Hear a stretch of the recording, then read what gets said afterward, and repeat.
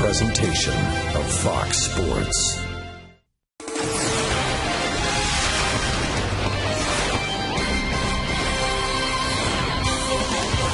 It's a spectacular afternoon for baseball. The Twins and Royals get to play in the brilliant sunshine at Target Field. Middle game of a 3-game series, and the Twins hoping to clinch a series win for the 4th time in this young season.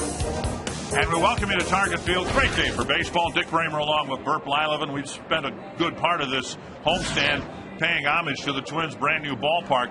But really, we ought to spend some time talking about the roster and the great history that the Minnesota Twins have had in their 50th year. 5 different players have won the league MVP. Yeah, you go back to 1961, there have been some great Minnesota Twins that have worn that uniform with a lot of pride. Of course, Harmon Killebrew, one of the nicest guys, a great player himself and a Hall of Famer. And then you think of Rod Carew. This guy could just flat out hit. He was born to hit. He won an MVP award, and you look at the history of the Twins. Started with Zola Versailles back in 1965.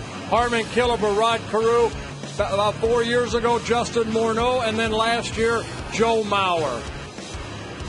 And a few minutes ago, Joe Mauer was honored as he officially received both his silver bat for the batting championship and his MVP award. Well, you know what? I think this is not going to be the first for Joe Mauer as far as the Silver Slugger Award, and maybe, hopefully, another MVP for Joe. Well, one of the reasons the Twins have had a great run of success, one of many reasons, they're among the best teams in the league defensively. That's true again this year. And, of course, outside the ballpark, they've got a gold glove to honor the priority the Twins place on defense. One thing, Dick, that the Twins do take a lot of pride in, that's their defense. You know, when you're out on that mound and you see behind you, you make plays like this, the one that Punto made right there. And then in yesterday's ball game, how about Jason Kubel, the left fielder, a couple days ago?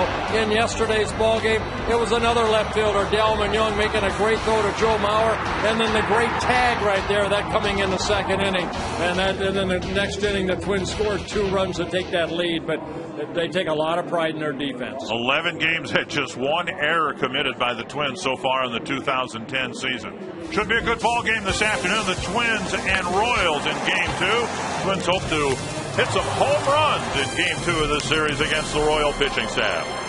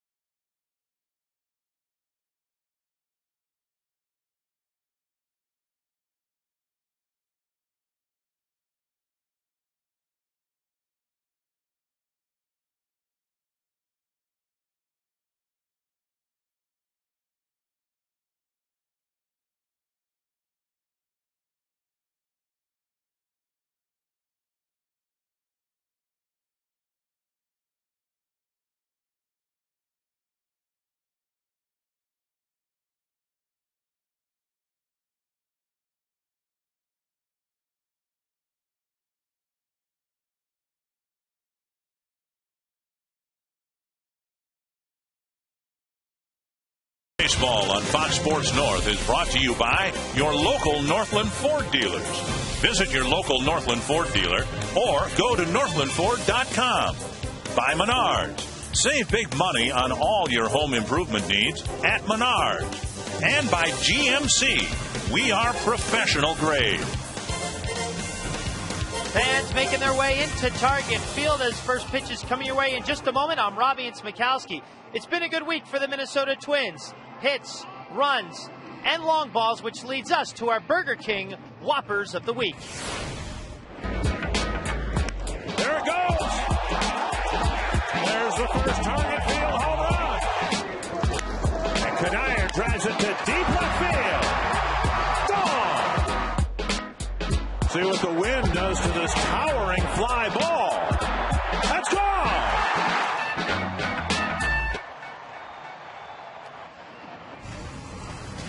Let's hope Minnie and Paul shake hands a lot today. Nick Blackburn gets his first start at Target Field, and when we come back, Dick and Bert have the first pitch.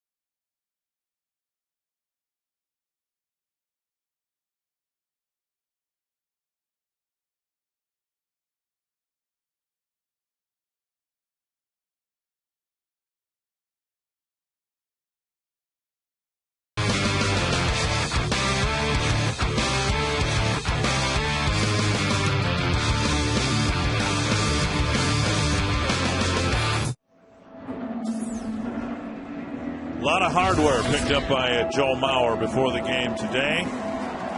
Gold Glove Award winner, MVP, batting champion. And the Twins charge on to Target Field here, hoping to pick up a series win in Game 2 of this series. You know the numbers, I think. Twins won a 4-game series in Anaheim, a 3-game series in Chicago, a 3-game series here against the Red Sox.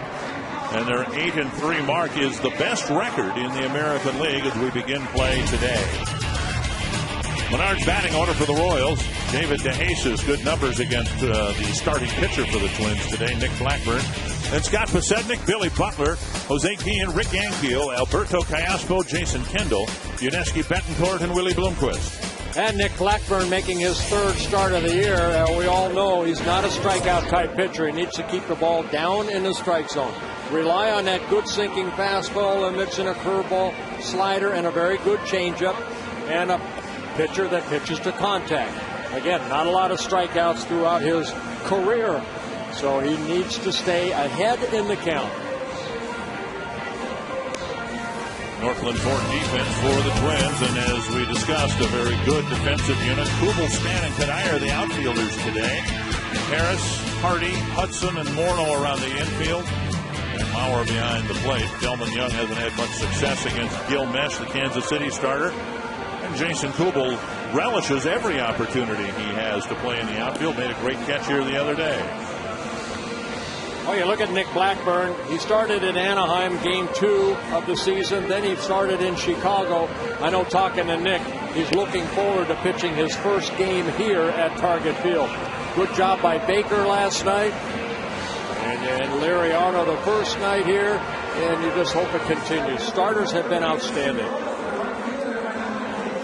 Blackburn in his last start uncharacteristically gave up 3 home runs. Ended up taking the loss against Mark Burley and the White Sox. Hey, he was able to get into the 8th inning, and then Jose Majares came in, gave up a base hit, and that was a go-ahead run, and Blackburn got the loss in that ballgame. Twins lost to Mark Burley 5-4.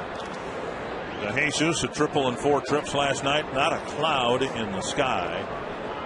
And as the Twins look forward to this new ballpark, they imagined days like this. It's the middle of April. It feels like the beginning of May, or the mid part of May. Twins sold out last night, and today's game expected to be a sellout. Here is De Jesus. Well, you want to take the bunt away from this guy right here. Good fastball by Blackburn to get strike 1. Brendan Harris at third base, playing about even on that grass, right down that third base line.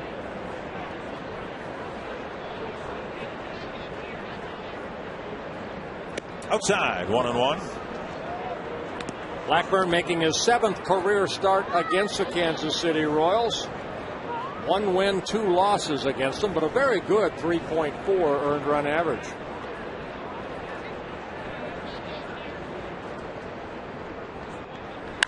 That's hit to center. Span scampering over to haul it down. Good lateral break for Denard Span, and a line drive out to start the ball game. Good article in the paper today. I believe it was Lavelli Neal or Patrick Royce wrote an article about how the outfielders are able here in outdoor baseball to see the ball a lot quicker off the bat than they could at the Metrodome. That's why I think last night we saw some great catches on both sides in the outfield. Here is Pasetnik, who made 3 above average catches and 1 that might be one of the best catches you'll see an outfielder make this year. Yeah, that one in the off the bat of Delman Young right down that left field line. And a strike, 1-1. Royals trying to use a little more speed in their lineup. They've got De Jesus, who runs well, and Pasetnik hitting 1 and 2 in their order. And both guys hitting the ball pretty well. De Jesus a little over 300, Pasetnik a little over 400. And Pasetnik right now leading the American League in hitting with that .436 batting average. Flip foul, 2-2. Pasetnik, kind of a guy that's been looking for a job the last couple of years. A couple of years ago with the Rockies. Last year with the Chicago White Sox in his 2nd stint with the White Sox. Signing as a free agent by the Royals. Straight back to the net. And as their opening day left fielder, the Royals in Pasetnik have their 20th different opening day left fielder in the last 21 years. And imagine, with the exception of Johnny Damon, who played left years ago in back-to-back years for the Royals, they've had a different opening day left fielder every year for 21 years. And Pasetnik, in his speed, go to first on a 1-out walk. Little bit of a breeze, very pleasant temperatures, and it's going to be just as nice and a little bit warmer, they say, tomorrow. I mentioned last night, keep an eye on Pasetnik. 6 stolen bases in 6 attempts. Blackburn a tough right-hander to run against because he does a good job of holding that runner at first, and then he'll use that slide step toward home plate.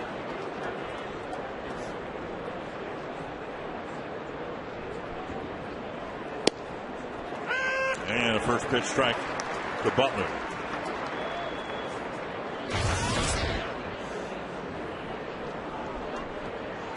Butler having a birthday tomorrow.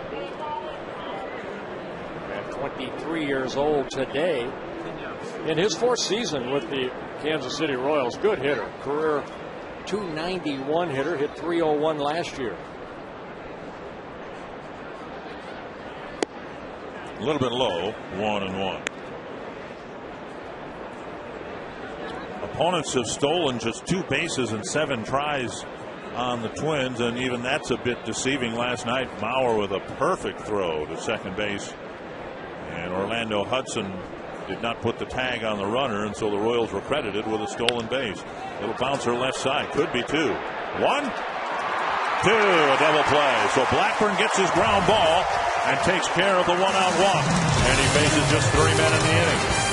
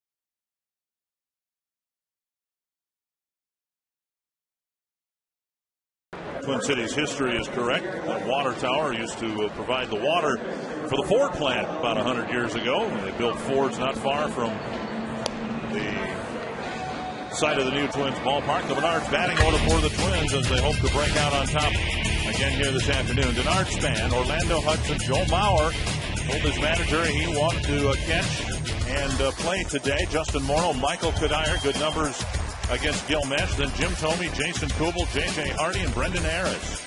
And Gil Mesh starting for the Kansas City Royals, his 2nd start of the year. Started the season on a disabled list.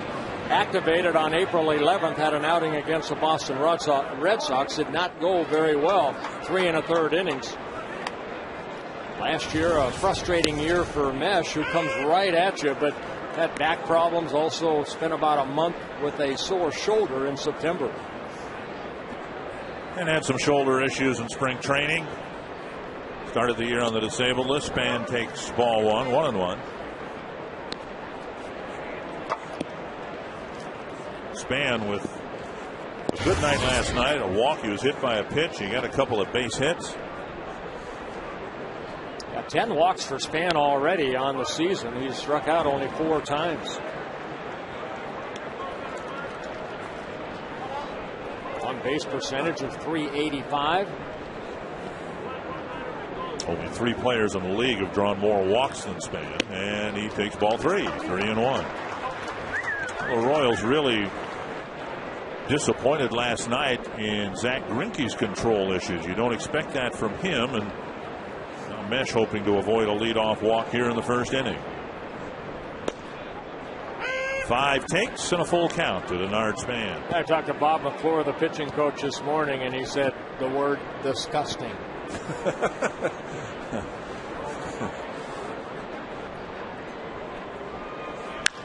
Bouncer to second. Espo has it over to Butler. 1 away.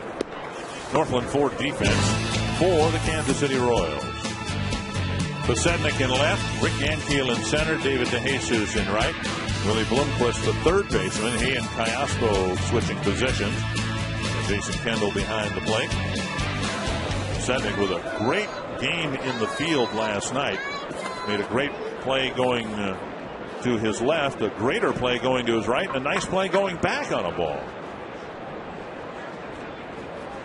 Orlando Hudson, a little dialogue with home plate umpire Mike Riley, or Bill Miller, I should say. And Miller's telling him where to put that back foot. Keep it in the batter's box. Well, you can see the chalk already rubbed out between he and Span. Trying to get as deep in that box as they can. And foul away. And Mesh will come right at you. He'll throw a fastball in the low 90s when his arm is healthy. A spike-type curveball that'll go straight down, a slider, and a changeup.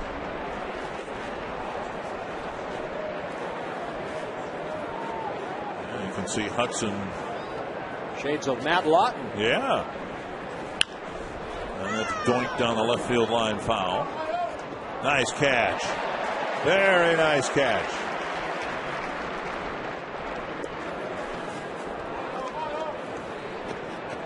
So a couple of strikes now to Hudson, trying to set the table for the middle of the Twins lineup. That's hit well to left. And Pasednik is there to make the catch out, number 2. Twins baseball is brought to you in Sony high definition. 2 down, and here comes Joe Mauer.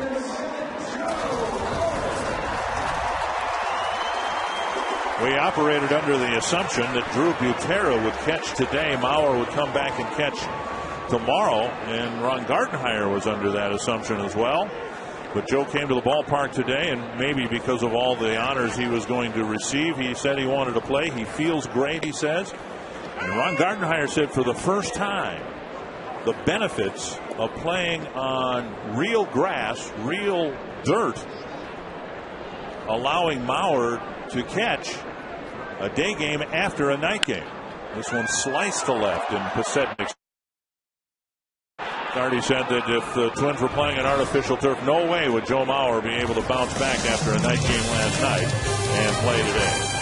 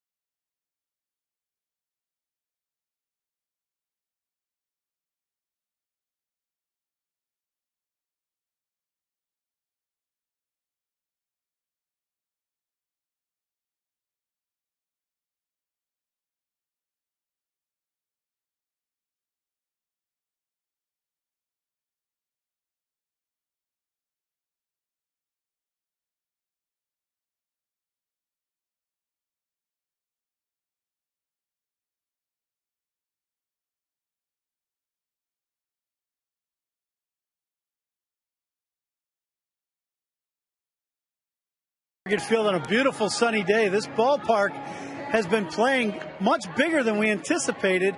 Opening, especially on night games, would be very interesting today, guys, to see what it's like with 2 very good sinker ballers, guys with good movement on their fastball, to see what happens. The infield has been playing kind of slow, which we like with natural grass. The ball hasn't been carrying, but it'll be interesting to see today how the ball carries with the day game and with the sinker ballers. Guys? Well, thank you, Coombe. It's all part of the learning process, trying to figure out whether and how the ball is going to carry under different circumstances. Jose Guillen leading off the second for Kansas City. And strike one. Guillen has evolved into a full-time DH for the Royals, as the Royals hope to keep him healthier. Strike two. Blackburn living on the edge here against Guillen in the second inning. That's the type of pitcher Blackburn is. He needs to get that plate, that 17-inch plate, a little bit wider as he goes down and away with a breaking ball right there. And that stung Mauer. 1-2. Twins wearing the retro uniforms they wore on opening day and will wear on Saturdays. The flannel-like uniform, cream colored. Everybody giving Mauer a little time to recover from that pitch coming out of the dirt and nailing him, it looked like, in the glove hand or wrist. It's driven to right center field. Kadir won't get it. Span won't get it. Guillen splits the gap, and he'll start the second inning with an extra base hit. Well, again, one thing about Blackburn, he needs to keep the ball down in the strike zone. When he gets that sinker up, it kind of flattens out a little bit, and Guillen taking that pitch the other way. So a foul tie. Good piece of hitting right there by Guillen. About a foot outside. He reached out and drilled it. Here's Rick Ankiel.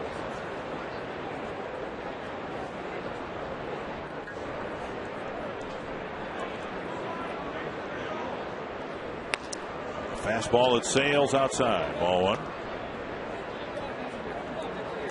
Ankiel in the game last night, 0 for 3, a walk, a couple of strikeouts.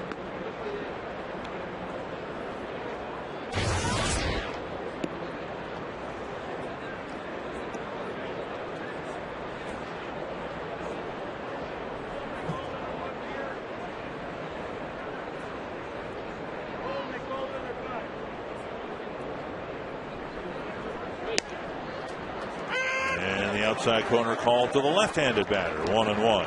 Ankiel's job right here is to try to get Guillen over to third. Trying to pull that ball early in the count. Blackburn going with that sinker down and away.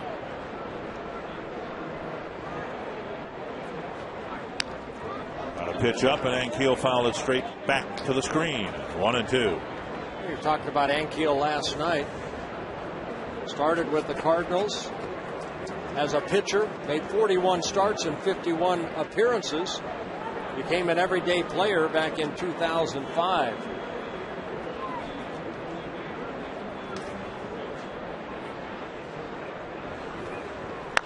That's hit a long way to right field. And Ankiel hits one out, a 2-run jolt, and the Royals jump out in front. And Blackburn gives up another home run ball. I gave up 3 home runs in his last start. Looked like a breaking ball left up. And Ankiel hits his second home run, his 51st career home run.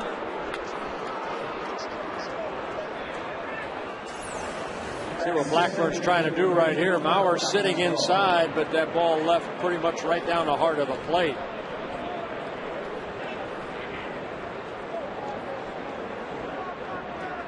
So a 2-run home run for Rick Ankiel. Nobody out, and Callaspo the hitter.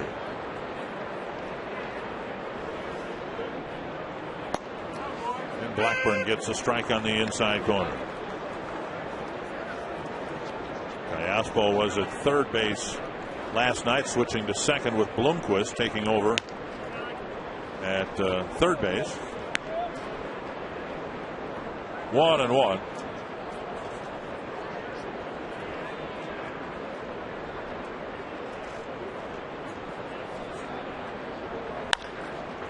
Hard on the ground to Morneau. And Callaspo is retired for the first out. Roy Smalley, you're downfield level. What can you tell us about Nick Blackburn's location so far? Well, guys, he's been roughed up here a little bit in the second inning, and location is important for a sinker ball pitcher, Bird, as you know, not just down, but you got to pitch inside a little bit. That pitch to Guillen was an 0-2 pitch. He was entirely too comfortable going that far outside, being that comfortable and drilling that ball to right center, and then the ball was up to Ankiel that he hit.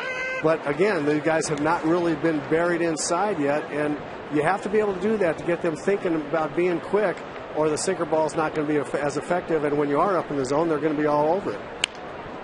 Tap foul by Kendall, 0-2. Well, one thing about Blackburn, he will throw strikes. He's very good as far as his control. Doesn't walk too many guys. And he will work that ball in and out. And a lot of sinker ballers, if you don't get them early, you know, they settle down and they ended up getting that ball down. Scott Baker, I thought, did a great job last night adjusting early in the ball game, and he was able to pitch 7 innings and threw only 92 pitches. See what he does right here. He's ahead of Kendall, a tough guy to strike out. There he went inside.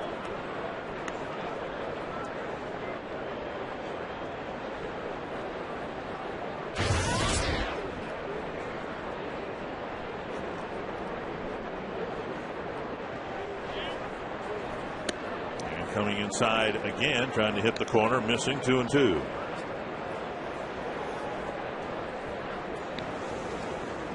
Blackburn last year worked 205 innings, the most innings at the major league level. Did give up 25 home runs, walked only 41, and struck out 98. It's odd. The Twins as a team have given up 10 home runs on the year, and Blackburn's given up half of them. This is a guy whose bread and butter, as you guys have been saying, is keeping the ball down around the knees and throwing a heavy sinker. And Kendall is called out on strikes for out number 2.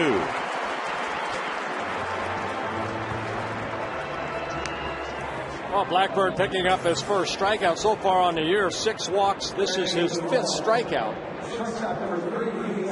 And a perfect pitch. Fastball down and away on the black.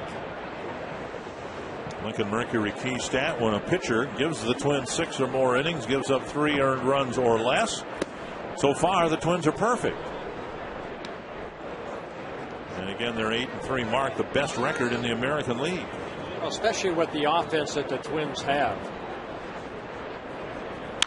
There's a fly ball to center, and Span comes in to end the inning. A couple of extra base hits, including a Rick Ankiel home run. And it's 2-0 Kansas City.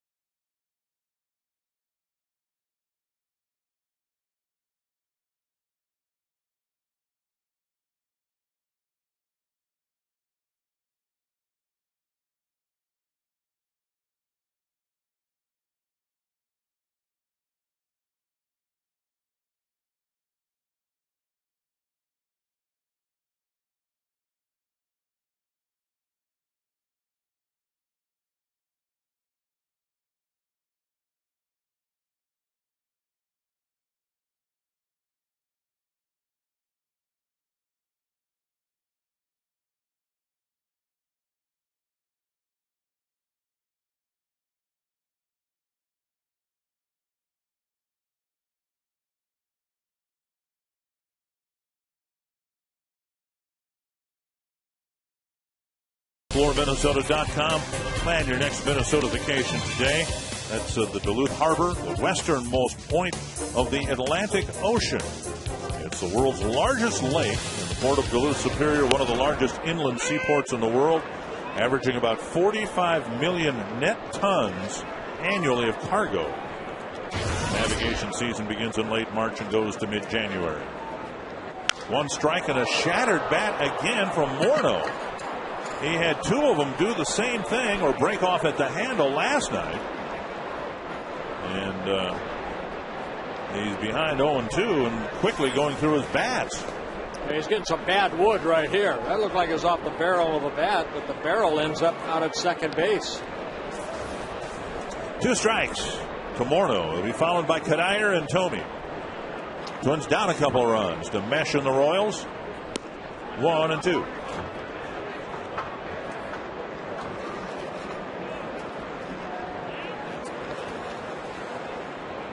Crack bats, I know, end up in the pro shops. When they shatter like that, I'm not sure what happens to them. That's why they make nails. Nail them up, sell them. Morneau retired on a ground ball. Ron Gardenhire quite happy to have Michael Kadire in the middle of his lineup. He's very confident of his ability, and he goes out and gets it done. And I think this last year, more than anything else, when Morney went down with a back, and I asked him to step over and play first base for me, and I didn't know if it would cut into his offense, going to a new position, because there was a lot of work involved in that. But he got better offensively, and that really says a lot about him. And he became the ultimate team player. And Kadire taking strike 1 from Mesh. A week ago, Kadire had not driven in a run, and he comes to the plate here today as the team leader now with 9 runs batted in. Yeah, he's a guy that can carry a ball club. To left center field, and the first Twins hit off the bat of Michael Kadire. And the average has climbed about 100 points during this homestand. Well, one thing Gil Mesh is doing here this afternoon that Zach Greinke did not do last night. Greinke, 9 first pitch strikes of the 26 batters he faced, and so far, Gil Mesh 5 for 5. He does give up a base hit right there to Kadire. 9 walks by that pitching staff last night for the Royals. Jim Thome, the designated hitter, and he takes inside a ball. When you look at this Twins lineup, you talked about it a few minutes ago. Here's Thome hitting 6th, and then you get Kubel hitting 7th.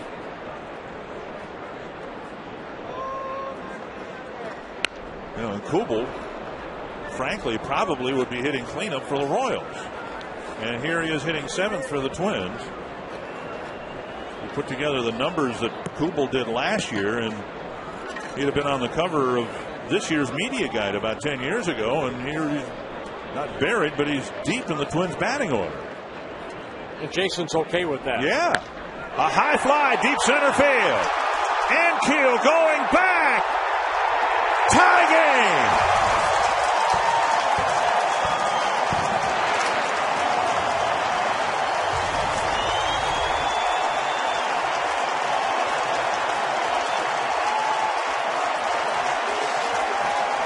A home run in his career, 566. His second as a Minnesota Twin and his first here at Target Field. Take a look at the location and the strength of Jim Thome.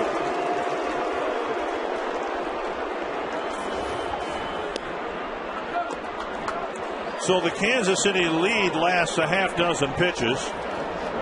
And now Kubel will hit in a 2-2 game. Flips the inside corner, 1-1.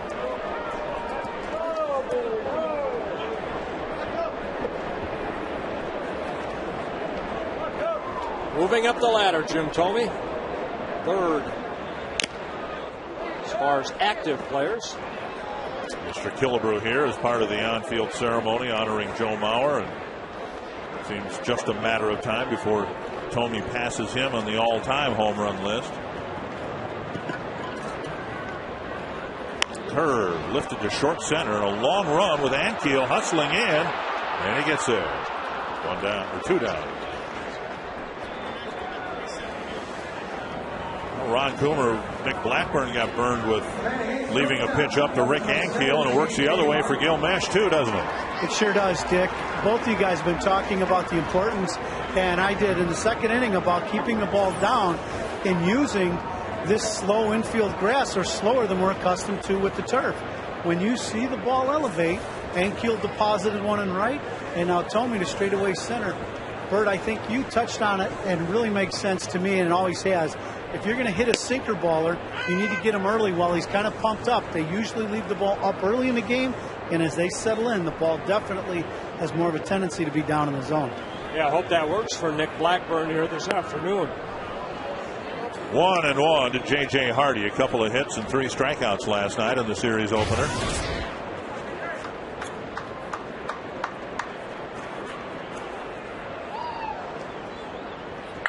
That's to right center field. And that'll shoot the gap. Hardy with the 3rd hit of the inning and a 2-out double to right center field. I mentioned before, Gil Mesh got beat up a little bit in his only start so far, an 8-6 loss to the Boston Red Sox. He gave up 8 hits and 3 1/3 innings. Again, leaves the ball up, and that allows J.J. Hardy to reach out and hit that ball into right center. For Hardy, his first double of the year.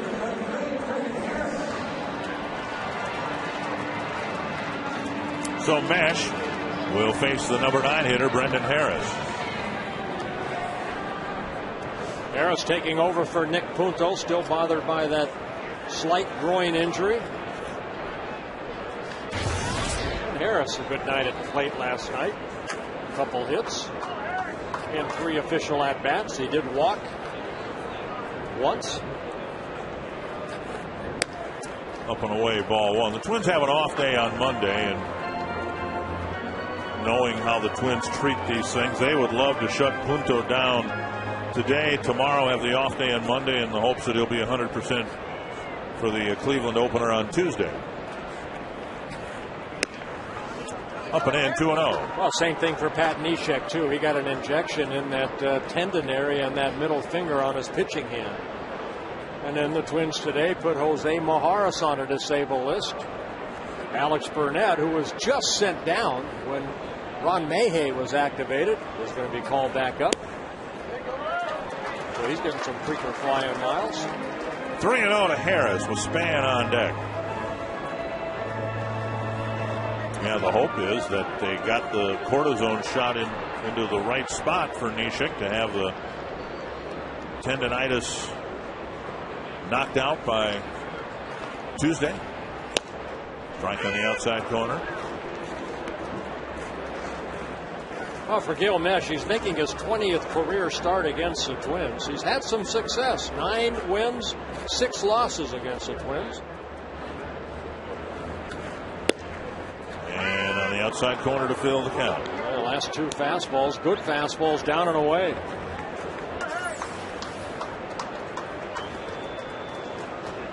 Perfect pitch.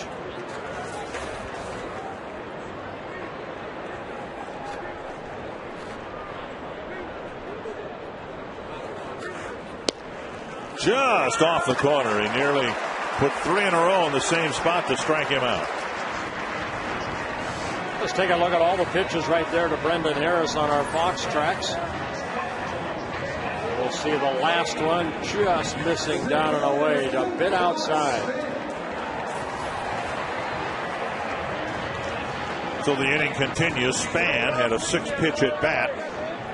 The only time he swung at a Mesh pitch, he hit a ground ball to Callaspo on pitch number 6.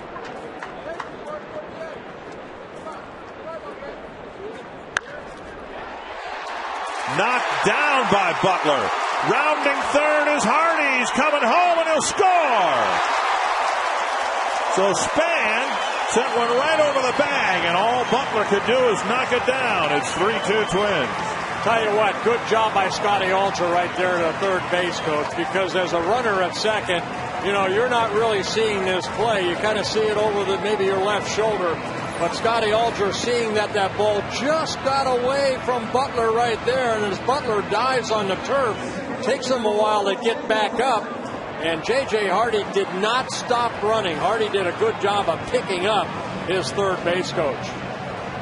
Hardy scoring the 3rd run of the inning, and the Twins taking a 3-2 lead for Span, his 4th RBI of the year. 4 hits, a walk, so far 3 runs, and here's Orlando Hudson. Down and away, ball 1. Hudson with a fly ball to left his first time up.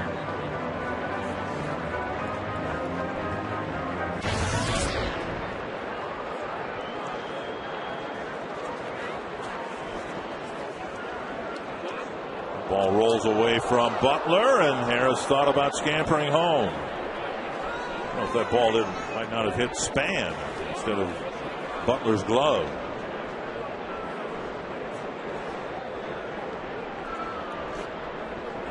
Three steals in 4 tries for Span.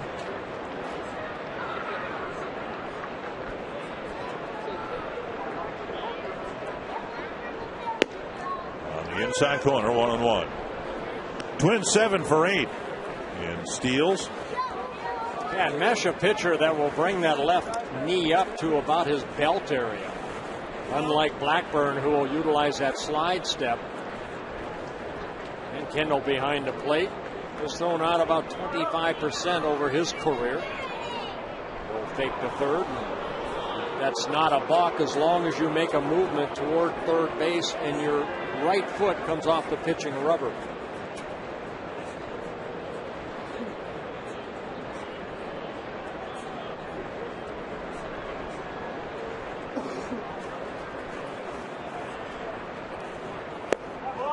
Down low, 2-1. What impressed Ron Gardenhire last night, the patience that the Twins hitters showed against Zach Greinke.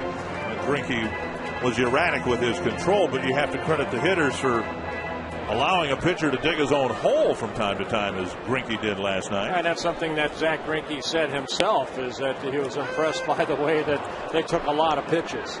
Now, he was all over the place, like you mentioned, but 5 walks for Zach Greinke in 5 innings is, you're not going to see that too often.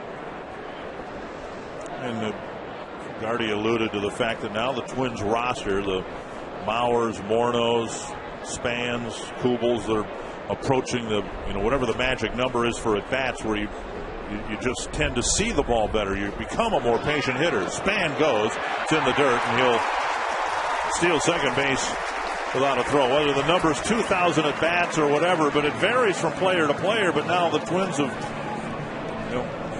got young players, but with enough experience to be patient hitters. Well, Span took off on a good pitch because Mesh ended up throwing a changeup down in the strike zone, and Span pretty much walked to second base. First base open, full count to Hudson, and Mauer on deck. Yeah. Go ahead and walk him. Yeah, really. And he did. Didn't mean to, but he did. Second walk of the inning.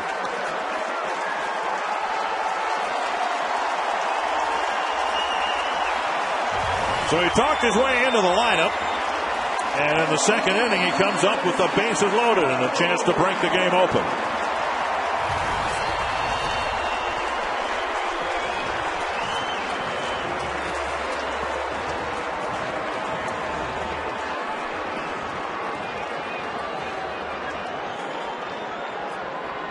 Hit a fly ball to left his first time up. 9th man to bat here in the second inning.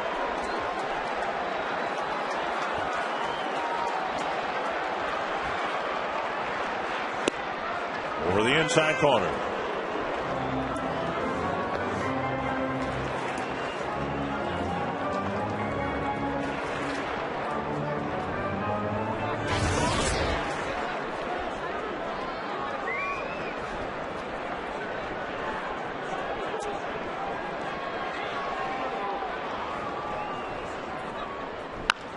To right field, down for a hit.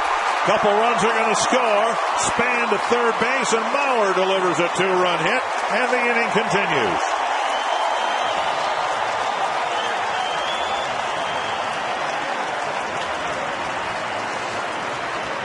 Well, so far, Gil Mesh has been able to get strike 1 on a lot of the Twin hitters, but after that, he cannot put anybody away, especially this inning right here. Another fastball up, and Joe with that beautiful swing hits it into right center field. Harris scores. Stan scores. And Hudson scoots over to third. And again, walks playing a key role in what has become a big inning with the 5 hits and the 2 walks, and the 2 guys who walked have contributed just as well as the guys who've gotten hits. Yeah, a quick trip to the mound by pitching coach Bob LaFleur. Bauer picking up RBI number 9 and 10 on the year. This rally started after Morneau bounced out for the first out of the inning. And then the bottom 5 hitters, 4 of them picked up hits or walks.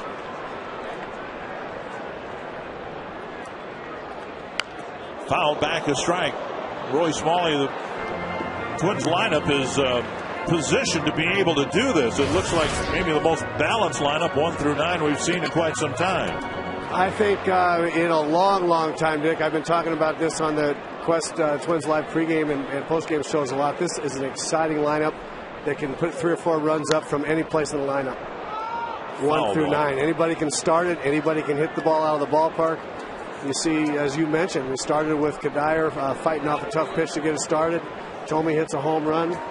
And then J.J. Hardy gets us started again with just a ring and double to right center. And, you know, now you're through the lineup again. And this is something that we haven't seen from the Twins in a long time. And I got to tell you, they're starting to develop an offensive swagger that you see in their we've seen in their defensive mindset for a long time. But now they just seem to have it at the plate, too. Yeah, one thing this inning, Gil Mesh has thrown a lot of pitches, 35 pitches so far. And here's a guy that, you know, had some soreness in that right shoulder, where he's had 2 surgeries on that right shoulder earlier in his career. The Twins are making him work here this inning. 1-2 to Morneau. Ground ball right side. And the inning ends. Good inning for the Twins. 5 runs score.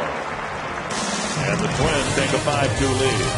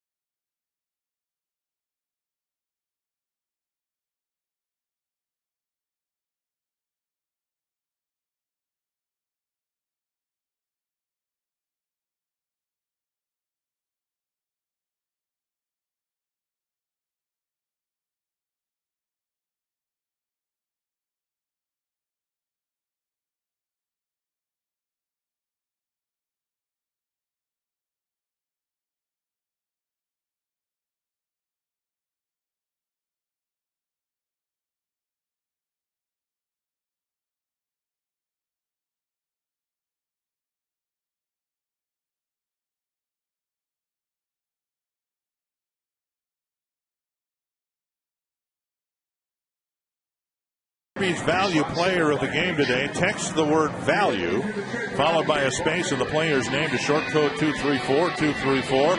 Based on the results yesterday, I suspect Jose Majaras is getting lots of votes here today. See if Neshek's in there. Well, at least the guys on the top 4 are all in the game today. Who do you think was responsible for that? Last time I checked, Neshek was leading. Family. Yeah? Neshek's family. No. Nothing wrong with that. There's Bloomquist leading off the third. A ball and now a strike. I remember when the online balloting first started for the All-Star game. For the first several weeks, David McCarty was leading at first base when McCarty was with the Twins and playing about every other day and hitting about 250. But somehow, magically, he kept getting thousands and thousands of votes. Just says he has a lot of family and friends. Willie Bloomquist off to a slow start, 0 for 12 so far, looking for his first hit this year. And Blackburn with a 3-run lead. He'll pound that strike zone. Outside, 2-2. Bloomquist, DeJesus, and Posednik facing Blackburn, who has given up 2 runs on another home run, but now he's been given a 3-run lead. And fouled back. Bloomquist, a utility type player. Last year he ended up hitting .265 for the Royals, his first season with the Royals in 125 games. Not much power, 4 home runs.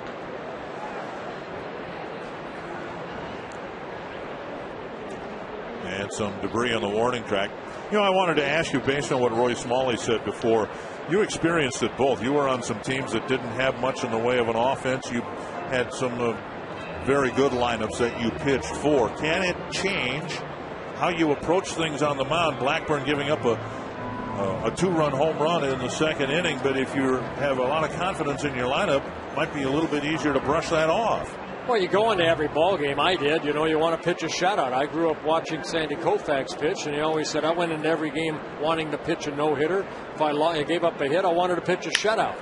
Line to center and Span as it sliced back to him. Another line drive out, 1 away. This Sunday and every Sunday is a Blue Bunny Kids Day. You can purchase a ticket in the U.S. Bank Home Run Porch or Grandstand, and you can get up to a pair of tickets for kids 14 and under for half price. Call 800-33-TWINS or visit twinsbaseball.com and get all the details on Blue Bunny Kids Days. And to finish that story, Koufax said when he gave up a run, then he went for the win. And that's the most important thing. It doesn't matter, you know, how you get the win. Sometimes it's an ugly win, but you get the win. And Blackburn right now, what he needs to do is continue to pump the strike zone with fastballs. Again, he's not a strikeout pitcher. He's a guy that pitches to contact. So keep the ball down, and I think the ball will sink a little bit better now that he's in the 3rd inning. Blackburn has thrown, this will be his 40th pitch of the ball game. You know, sinker ballers, we've seen it over my career and also here in the booth. In the first couple, 2-3 innings, they're strong because they have sat for 4 or 5 days, and once they get out there, adrenaline's flowing. But then as you get into the 3rd or 4th inning, all of a sudden they say, you know what? My fastball isn't 91 anymore. It's at 88 or 89, and now I get the good movement. So a lot of sinker ball pitchers are almost too strong at the beginning of the game, and then as the game goes on, if they're lucky to get into 4th or 5th inning, then they start moving the ball a little bit better. Blasted to right center field. And high off the wall. And DeJesus will hold up with a double. Ball disappearing into the shadows in right center field. It's hard to tell how close that came to going out. See, that pitch right there, even though it was down in the strike zone, had absolutely no movement on it. And DeJesus came into this game good against Blackburn, just reaches out. And a really first look at a ball off the scoreboard. And it's Kadire that gets the ball back in, but a double for DeJesus, his 4th double of the year. Continues to sting the ball against Blackburn. He lined out in the 1st. Now a double to deep right center. Here's Posednik, who walked in the 1st inning. Down and in, ball 1.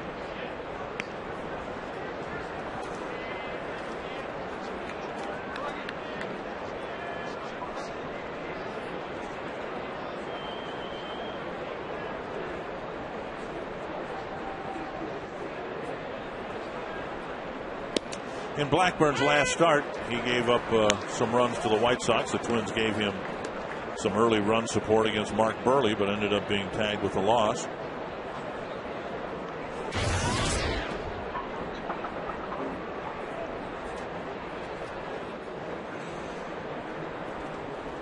The Twins have given him some early run support again here today.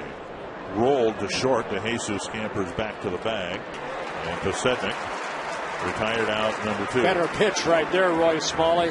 You know, Posednik kind of an excuse me type swing. Yeah, you know, Besednik and DeJesus have had good success against Blackburn. I think for a couple in the past, but for a couple of reasons. Left-hand hitters tend to be good low ball hitters, low fastball hitters, and so that helps them. But also, they've got a good approach against Blackburn. I've watched them for a lot of years now, and they set up to hit the ball to left field and to center field, and so they stay on the sinker a little bit longer. If you're doing that, then you get a fastball that doesn't sink or you get it in the middle of the plate, you can really drive that if you're not trying to pull it. Whereas guys that go up there trying to pull the ball, wanting to pull a sinker baller, will hit over the top of it and beat it into the ground. So I think pesky left-handed hitters like those two guys are going to be tough on Nick Blackburn because they really, really make him sink the ball, and they're comfortable with slapping the ball to left on that sinker until they get a pitch up or without any sink that they can drive. Tap foul.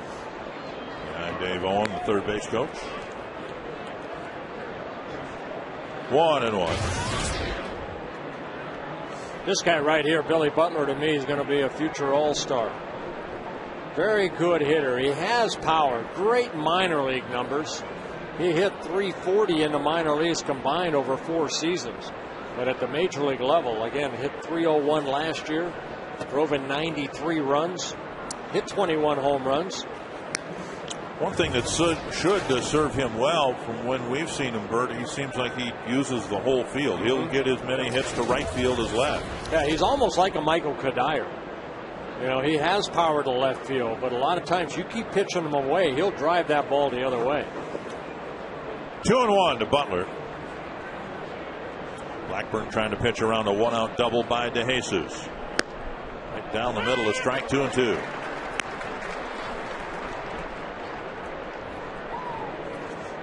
The Royals signed Billy Butler back in 2004, their #1 pick out of Jacksonville, Florida.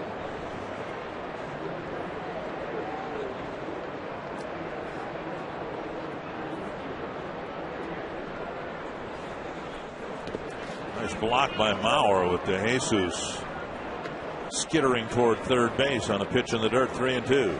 Yeah, Blackburn not real sharp. He's been missing with a lot of breaking balls. So Maurer utilizing that chest protector, making a nice block.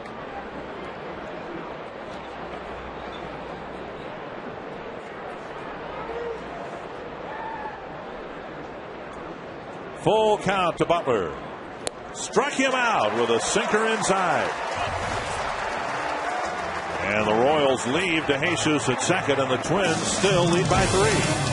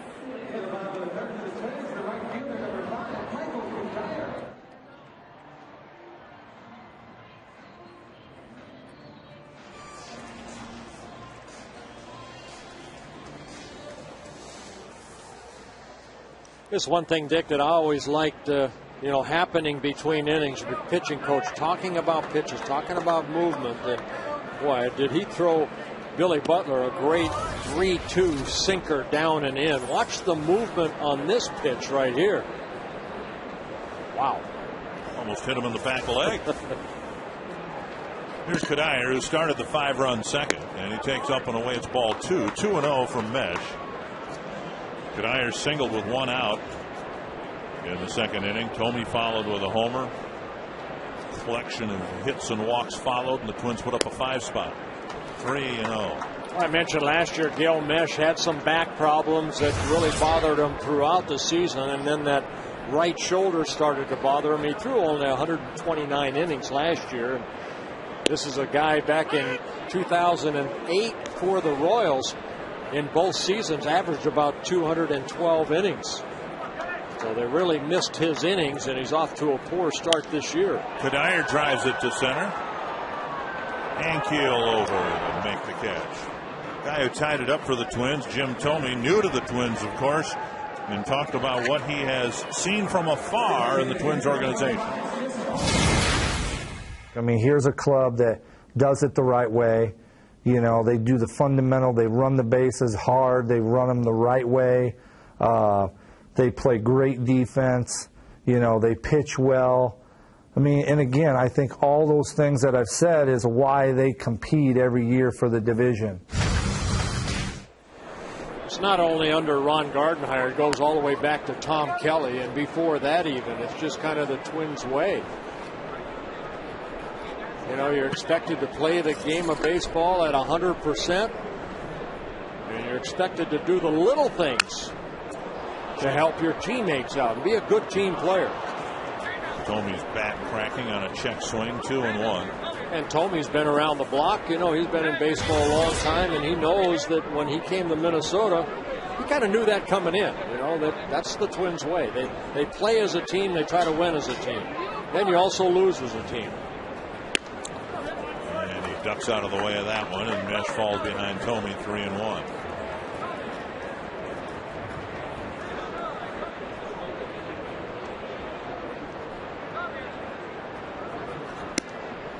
And Tomey, as he's done so often against the Twins, draws a walk now for the Twins. Yeah, third walk for Gil Mesh. You can ask us a question. We might not have the answer for you, but you can ask it anyway at carsoup.com/baseball. David Desjardins from Nevis, Minnesota, up in north central Minnesota. How long do you think it'll take for Target Field to lose the neutral site feeling for the players and have them feel like it's their house? Kubel drives it to right, and a running catch by DeJesus for out number 2. Don't you think that's an ongoing process, and it's starting to feel that way already? Yeah, I think it's tough to put a time frame on it. It'll take the starters a while. You know, Baker just made his first start here the other day. You know, Blackburn here this afternoon. As far as the pitchers, to get accustomed to your surroundings. Hitters, same thing. The batter's eye. Michael Kadire talked about those black spruce trees maybe coming into play when the ball's down in the strike zone. There's a lot of little things. You know, Ron Coomer, what do you think about, you know, I mean, it's going to take time. But it definitely will. I think when you talk about the clubhouse and underneath the stadium and the facilities, a couple homestands guys will figure out what their routine is and how they're getting around and what they want to do in the ballpark, in the clubhouse. Out on the field, though, I really feel like this is going to be quite a long process because of the weather change here in Minnesota. The place is playing pretty big right now, and then it's changing from day to day with, you know, day game to night game. So I think, and then as the weather changes, it gets a little warmer, the ballpark's going to play smaller, the ball's going to carry, and you're going to see some of these little intricacies of angles on the outfield walls come into play. So I think it's going to be a while before these guys really have the full home field advantage. Right off the end of the bat, and the force out at second base. And the Twins leave Tomey aboard, and into the fourth inning, a 3-run lead for the Twins.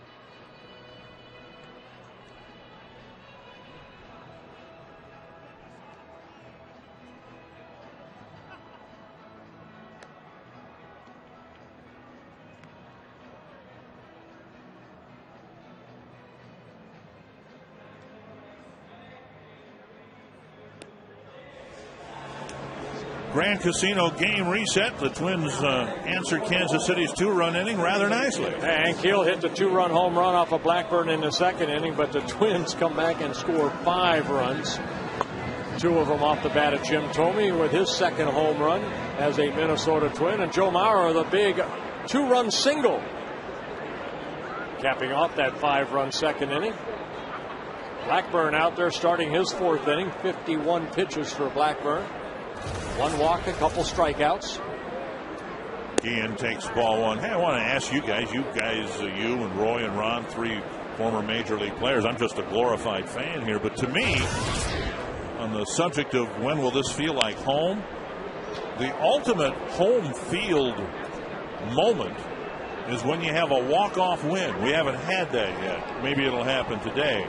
But I would think little things like that would go a long way toward the players feeling, yeah, this is, we won one in the bottom of the 9th, bottom of the 11th or whatever, and our fans went nuts. We just haven't had that yet. Well, Dick, I think you're on to something. I think the real home field advantage will be in evidence to everybody, the players especially, when they get to come from behind win and the energy of the crowd and the energy of the players kind of gets in sync. And we saw that in the Metrodome. I really don't believe that the quirks of the Dome were nearly the advantage to the team, to the Twins, or what made the opposing team fear the Twins coming in here into the Dome, nearly as much as it was the noise and size of the crowd and the noise and the energy that they had. And what we've seen with this particular club recently in the Dome was that sense that they could come back from any deficit at any time in the game, and the crowd played right along with that. And I think as we see that happen, I think it's going to start feeling like home very, very quickly. I know one thing that the players are enjoying. It's the crowds day in and day out. Fly to deep center, Span going back, and that one is gone. The ball seems to be jumping today, at least off the bat of Rick Ankiel, his 2nd home run of the ball game. Boy, Ankiel right there just hit that ball almost where Betancourt hit his home run in yesterday's ball game off of Scott Baker. Ankiel, his first 2 at-bats, a 2-run home run in the second, and then here a solo home run. Take a look at the pitch right here. That ball had some sink on it, but Ankiel showing off his strength. Here's Callaspo. And Ankiel becomes the first player to hit 2 home runs in 1 game here. And Blackburn now has given up 6 of the 11 home runs allowed by the Twins pitching staff. That's hooked foul, not by much. I don't know how Ron Coomer feels, but the crowd here, 38,000 people night after night, and you hear the ovation when the Twins score. You hear the moaning when the home run is hit by the opponent. Bert, I think that's what will create some of the home field advantage when we get accustomed as players to play in a stadium. Let's say, for me, going to Wrigley Field or Yankee Stadium, we had good crowds in Minneapolis at the Dome, but not exceptional crowds every night, where you did in Chicago, you did in New York, you did in LA, and now we're going to have that here every night. Today's a sellout, yesterday's a sellout, tomorrow's supposed to be a sellout.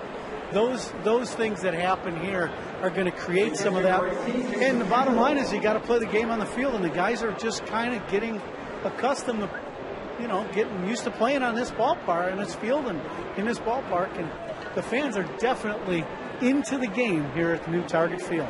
Oh, it's a beautiful ballpark, and I'll tell you what, the ground crew and I think all the rave that we've heard from the players, great playing facility here as far as the grass, the dirt, everything.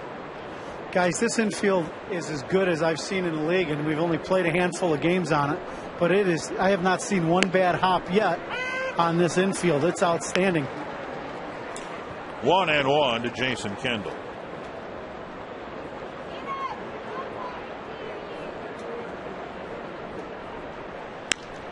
Kendall lifts it to deep left field. Chased by Kubel. He's there on the warning track to make the catch. Another home run for Rick Ankiel. He's driven in all 3 Kansas City runs. But the Twins still lead by a pair.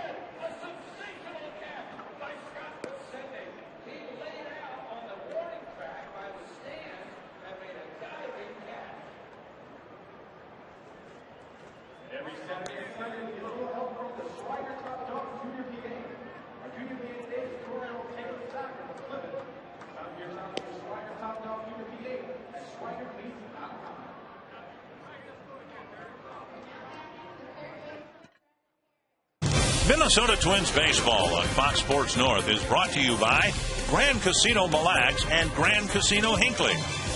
By Lincoln Mercury. Visit your local Lincoln Mercury dealer or go to experiencelm.com. And by AT&T, a better 3G experience. Minnie and Paul have reason to smile. The Twins have the best record in the league and leading by a couple of runs here now. Brendan Harris will lead off the fourth inning. He'll be followed by Denard Span and Orlando Hudson.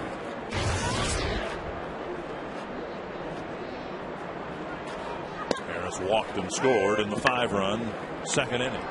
2 strikes. Well, Meshman, no strikeouts so far in the ball game. He does have 3 walks. Giving up 5 hits. Slow breaking ball, tap foul. Still 2 strikes. Harris hitting 9th, then Span and Hudson. The Twins hope to get the middle of the lineup. Mauer, Morneau, and Kadire up here in the 4th inning against Mesh. And a slow breaking ball gets him looking, 1 away. And the first strikeout by Mesh. I think it's the first curveball that Mesh has shown. Pretty good break right here. Right on the corner. So now he'll go after Span, who singled in a run, stole a base, scored a run in the second inning. He takes ball 1.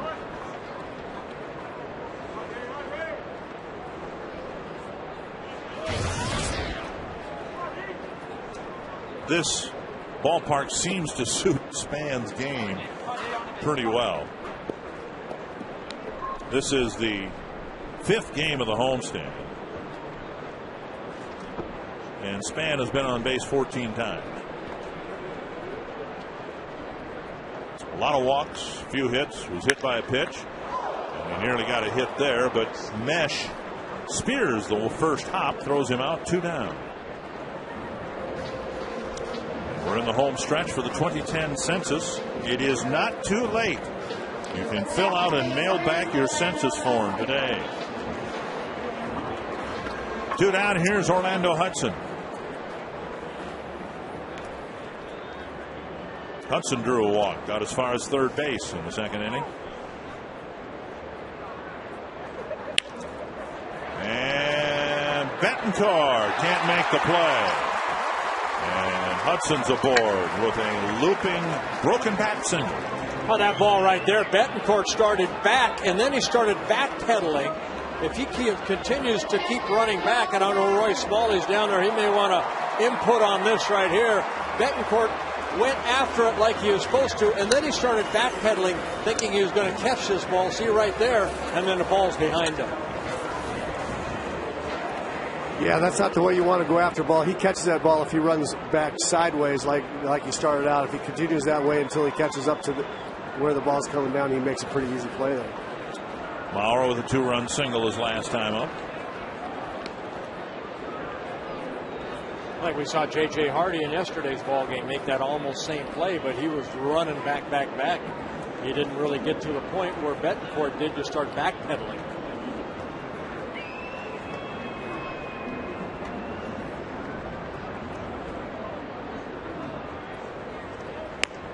And Mesh starts Mauer with a strike.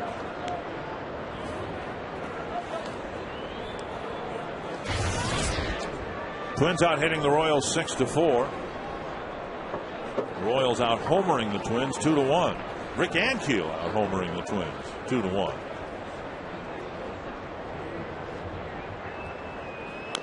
Tapped foul. 2 strikes now to the Twins catcher.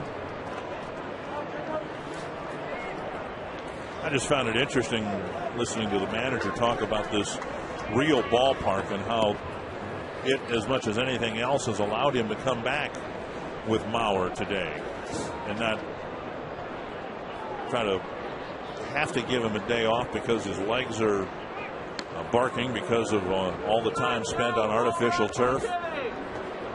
So in addition to having a beautiful ballpark, you've got a natural ballpark, and that should allow the Twins to keep their best players on the field. That doesn't do much for Drew Butera's weekend, perhaps. Well, Drew actually took it pretty good. Tap foul. You know, Gardy said, hey, if Joe comes tomorrow and says I want to play, we got an off day on Monday, he's going to be in the lineup again tomorrow. And Drew understands that. I mean, they're talking about Joe Mauer. You know, Drew Butera has his father, his mother, and sister here, hoping that he would get into a ball game. But Gardy went up to him, almost apologized, and Drew said, hey, you don't owe me an apology. My goodness. Talking about Joe Mauer here. I know what my role is. I'd rather back up Joe Mauer here than Wilson Ramos in Rochester. Amen. And Joe following that off-speed pitch and getting a piece of it. So fighting off another 2-strike pitch. Mauer keeps the at-bat alive. You know, and conversely, Jim Thome knew what it was like to come here as a visiting player, and there were times on the artificial surface of the Metrodome he wouldn't play for the White Sox because of his bad back. And players who, for the visiting teams, who had any leg issues at all, very often were played sparingly on the artificial turf. So the visiting team players should be able to see more time on this field as well. Well, remember last year was Ron Gardenhire trying to get 4 outfielders in there on a regular basis. Now it's trying to get 2 left fielders and 2 designated hitters in almost every other day. With Thome, Kubel, and Delman Young. 1-2. And Young, the odd man out in today's game because he's had pretty miserable luck against Gil Mesh. Young just 2 hits and 23 at bats against the Kansas City right-hander. 1-2 to Mauer. Went down, got it, and rolled it to second. A lot of off-speed stuff in that at bat to Mauer, and the Twins come up with a goose egg in the 4th, still lead by 2.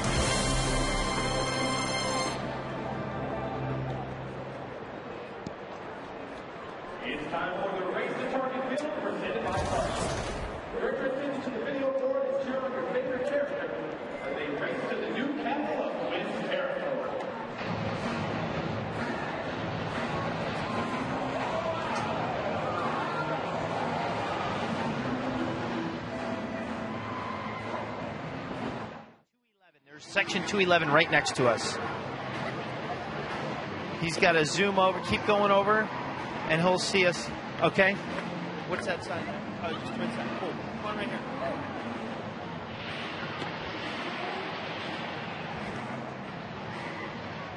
How about this for irony? They're twins celebrating their 50th birthday. His daughter found me on Facebook, begged me to see if I can give him a shout or do the lottery. They went to high school with the dad of the kid who caught Kubel's baseball. Okay, good talk.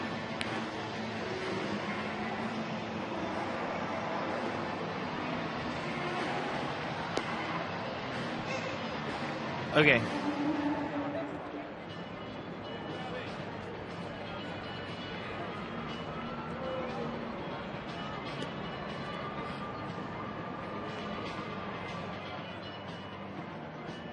Uh, 15 seconds.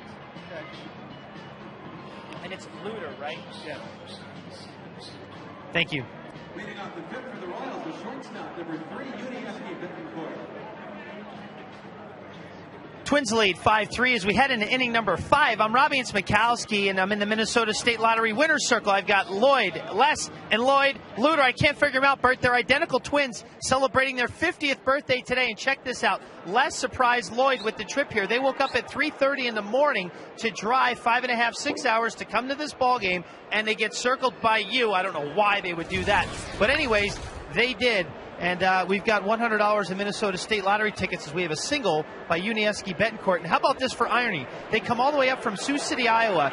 And how about this? They went to high school. Remember the kid that caught Jason Kubel's baseball? Yeah. Assuming that's a yes. They went to high school with the kid's father. How about that? How about that? Betancourt with a leadoff single here in the 5th inning. Thanks, Robbie. And they are hereby circled. Number 9 hitter Willie Bloomquist will hit. Blackburn has gotten one ground ball double play. That back in the 1st inning. He'll try to get one off the bat of Bloomquist here with Betancourt aboard to start the inning. Inside a ball. Bloomquist lined out to Span his first time up.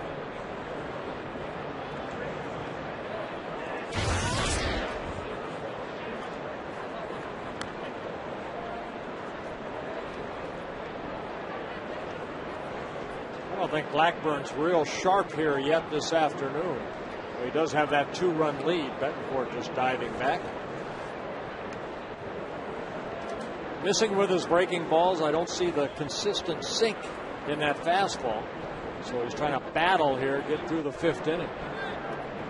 And you're going to have days like that. You'd like to wake up every day and, you know, and have the stuff that, say, Francisco Liriano had the other day or Baker last night. But, you know, there's sometimes you're going to just not be on all 4 cycles. 1-0 to Bloomquist.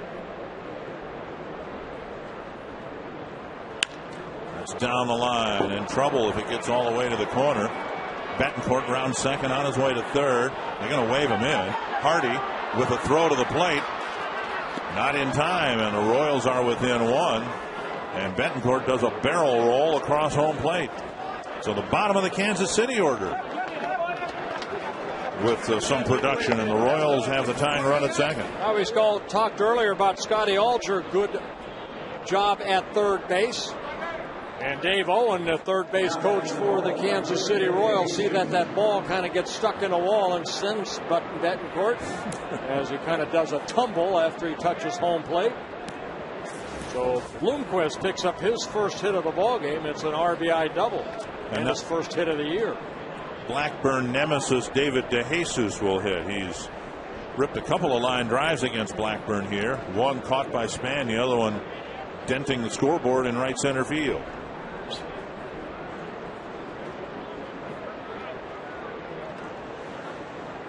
So the Royals getting a couple of runs in the second to take a lead. The Twins put up a 5 spot. Haven't done much against Mesh since the second inning, and now the Royals coming back at the Twins here in the middle innings.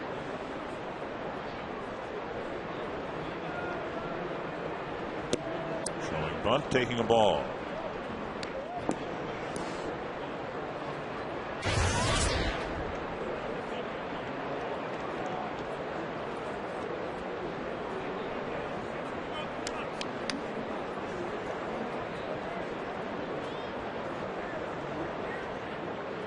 Just the second time while Blackburn's been on the mound that he's been charged with a run that didn't involve a home run. Fly ball to center. Span over, setting himself up for a throw. There's the catch. Here comes the throw. Here comes the runner. And DeJesus with a drive to the outfield gets the tying run to third. So 1 down. Posednik to the plate.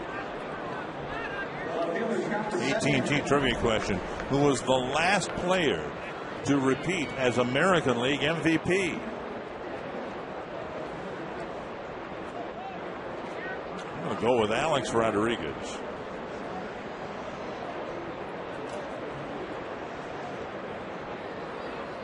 Any guesses? I need some help here. I was going to let the fans kind of think for a while. Infield in. Steve Esther, you know, not jump on us again. Roger Maris, I know, won them back a long time ago.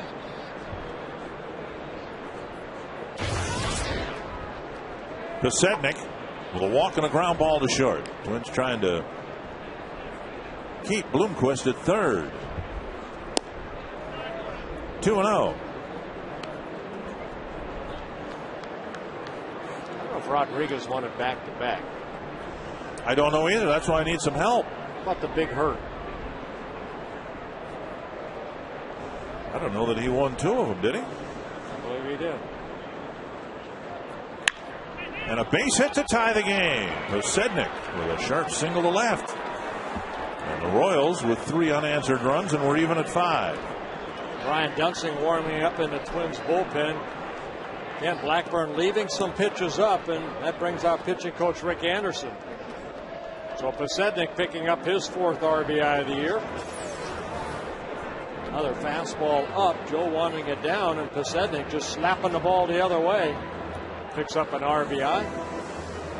Twins with a 12-man pitching staff, 7 relievers, but in reality just 5.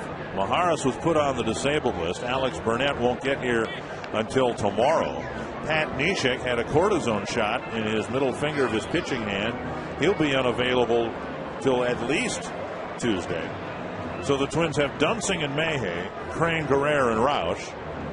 And they love Blackburn to fight his way through the 5th here and pitch another inning or 2 on the other side of it. But the Royals have had some good swings against him and now are out hitting the Twins 7-6. Well, you don't like giving up runs as a pitcher, and right now it's a 0-0 ball game. And again, the key, getting strike 1. 20 batters for Blackburn. Has been able to get strike 1 on only 8 of the 20. Here's Butler. Ground ball double play and a strikeout so far today.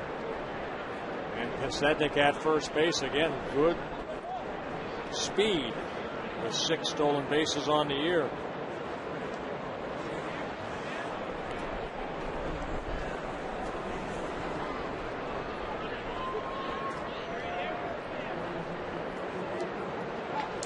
Got him. He was leaning. A big pickoff. And Posednik is out number 2. Good quick move right there by Blackburn. Posednik took one little step towards second base. And a perfect throw and a good tag by Justin Morneau. Getting Posednik. Watch that one little move. And a quick tag right there by Justin. We talked about that last night in the instructional with Roy Smalley about, at second base when Hudson kind of did the old phantom type, how you just put the glove straight down and leave it there. Butler snaps his bat, a little roller to Hudson. And the inning ends, but it's a good inning for the Royals. 3 hits, a couple of runs. They've tied it at 5.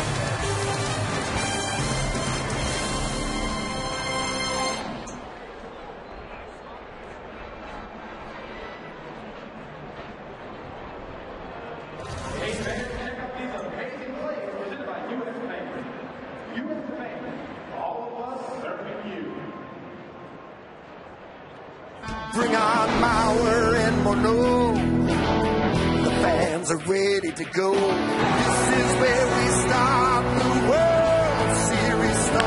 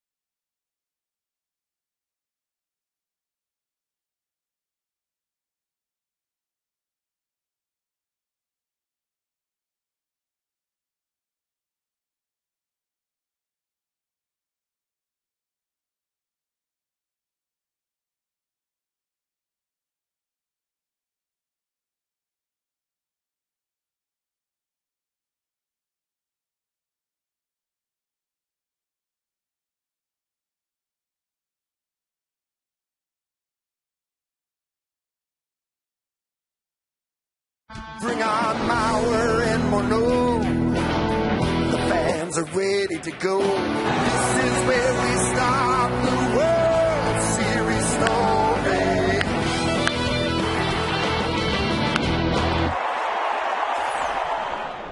And Justin Morneau will lead off the bottom of the 5th. We're at Target Field, and we are Roy Smalley, Ron Coomer, Bert Blyleven, and Dick Bramer, Robbie Ince-Mikowski. The whole gang's here. There's Anthony. Well, yeah, the whole gang's here. Got to give the guy a chance to breathe. Anthony LaPanta not with us today, taking a day off. Nick Blackburn headed for the clubhouse. Yeah, looks like his day is done. Just didn't have it today, but he's leaving here with a 5-5 tie, and maybe the Twins can add a couple runs right here. Maybe get them a win. Morneau with a couple of ground balls to the right side, one fielded by Butler, the other by Callaspo. He takes inside, 3-1. Well, Mesh had that second inning where he gave up 5 hits and 5 runs. He has settled down. He's only given up 1 hit since then. Morneau takes a strike, and it's 3-2. Justin thought that ball was outside. Bill Miller saying it was strike 2. Morneau has walked 10 times on the season and hitting a .341 on base percentage of just under .500. This one driven to left center field. Chased by Ankiel. Off the wall. Hard off the wall. Morneau to second. He wants one more. And he's in with a triple.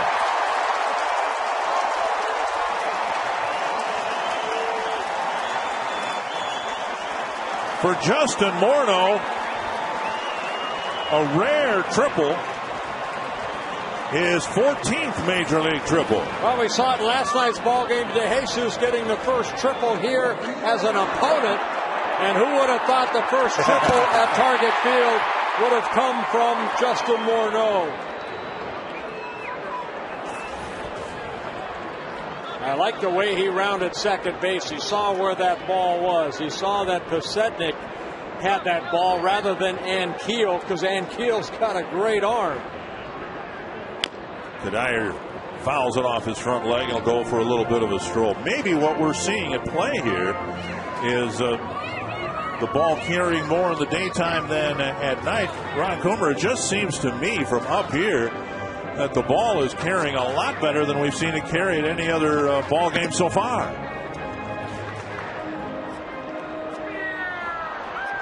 And we'll hear from Ron here momentarily. I find Waldo. Where's Ronnie?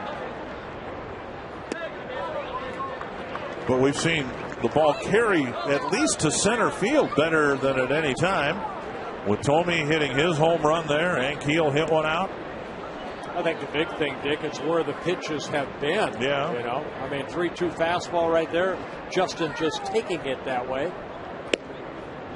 Curve that clips the front edge of the outside corner, and Kadire doesn't agree with that. I've seen Mesh throw that curveball more over the last couple innings than he did in the first 2 innings. That's what he struck Harris out on, right? A slow curve. 1-2 to Kadire. Infield halfway in here with Morneau at third. And Kadire says, you're not going to do it to me again. You're not going to throw it out there and have it called on me, so I'll waste it for you. Royals don't feel they need to bring the infield all the way in because Morneau doesn't have great leg speed. Plus, he's still sucking for air at third.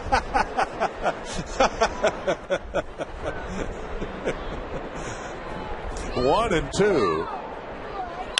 Bouncer to short. Morneau's frozen. Betancourt fires across. And Kadire is retired, leaving Morneau for the time being at third. Time for the Coors Light Cold Hard Blast, delivered by Jim Thome. Well, Jim Thome, his second home run as a Minnesota Twin. His first one here at Target Field. Straightaway center. That came in a 5-run second inning. Thome is going to be walked, so the Royals can pitch to Jason Kubel. I was wondering if they were going to do that. Who was it that used the cliche last night, pick your poison? Well, the Royals have picked theirs here with Kubel coming up. Equally as dangerous as Thome. Kubel with an outfield fly to center and a line out to the right fielder DeJesus his last time up. But of course this sets up a possible double play.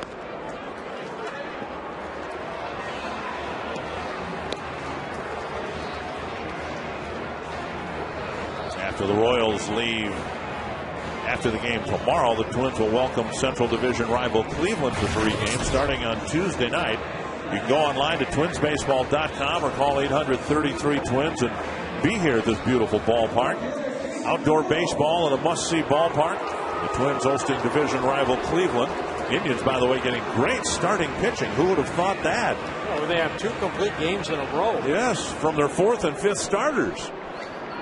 Here's Kubel, 1st and 3rd, 1 away. Twins trying to retake the lead.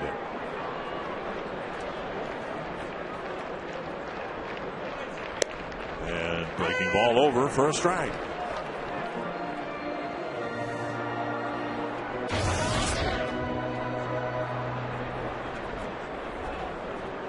Well, 2 fly ball outs, 1 to center, 1 to right for Jason Kubel in his first 2 at-bats. Lifted foul. Into the seats, 2 strikes.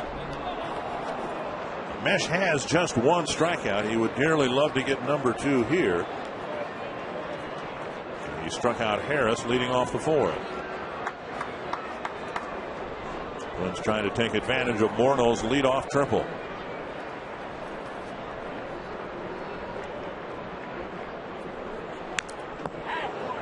Kubel with a pretty healthy rip at a breaking ball. Yeah, he let that breaking ball up right there. Kubel fouled it straight back.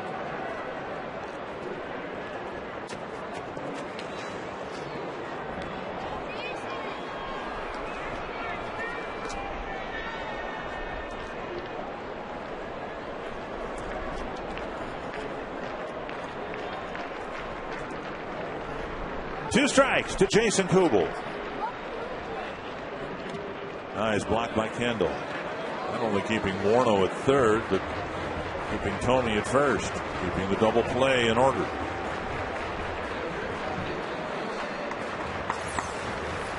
Well, Kendall, a veteran of 15 seasons, does a good job smothering that ball.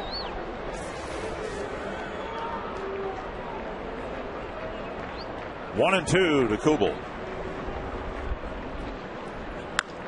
You know, one of the reasons the Royals wanted Kendall and let Miguel Olivo go is they felt Olivo was a little deficient defensively with some pass balls and errors, and they really wanted to tighten up their defense, and it started behind the plate. Yeah, John Buck too. They let him go. Yep. 2 and 2 to Kubel.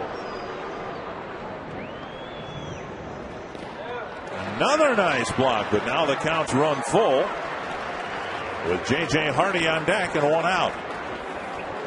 It looked like Mesh right there, just trying to see if Kubel might swing at a pitch down in the strike zone. And again, Kendall smothering the ball. Mesh hasn't thrown too many fastballs for strikes here in the middle innings. 97 pitches for Gil Mesh. And Kubel flips it foul. He went to a slider on a 3-2 pitch.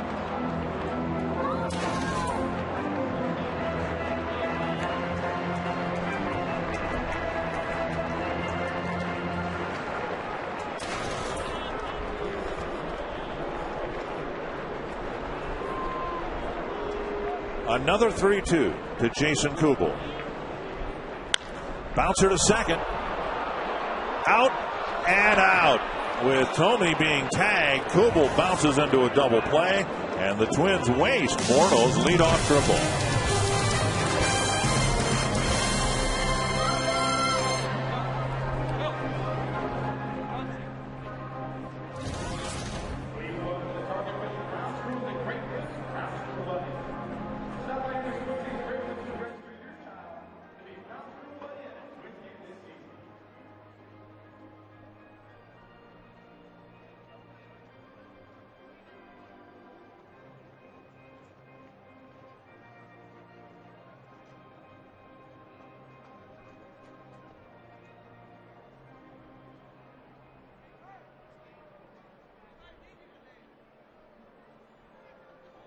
Your game day forecast brought to you by Bryant Heating and Cooling Systems. Tomorrow brings another great day for baseball as Royals take on the Twins. Sunshine, and it looks like pleasant throughout the entire game.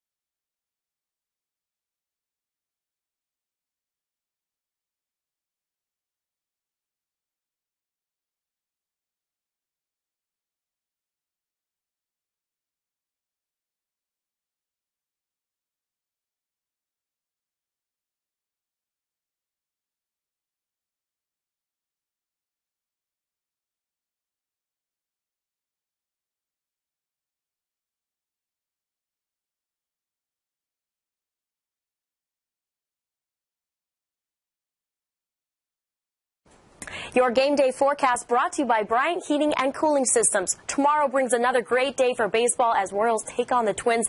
Sunshine, and it looks like pleasant throughout the entire game. First pitch temperature running right around 63 degrees. A great day to come to the ballpark. Enjoy the great food here at Target Field. So many food options here. You can still get the hot dog and a beer or whatever staples you would consider as ballpark food.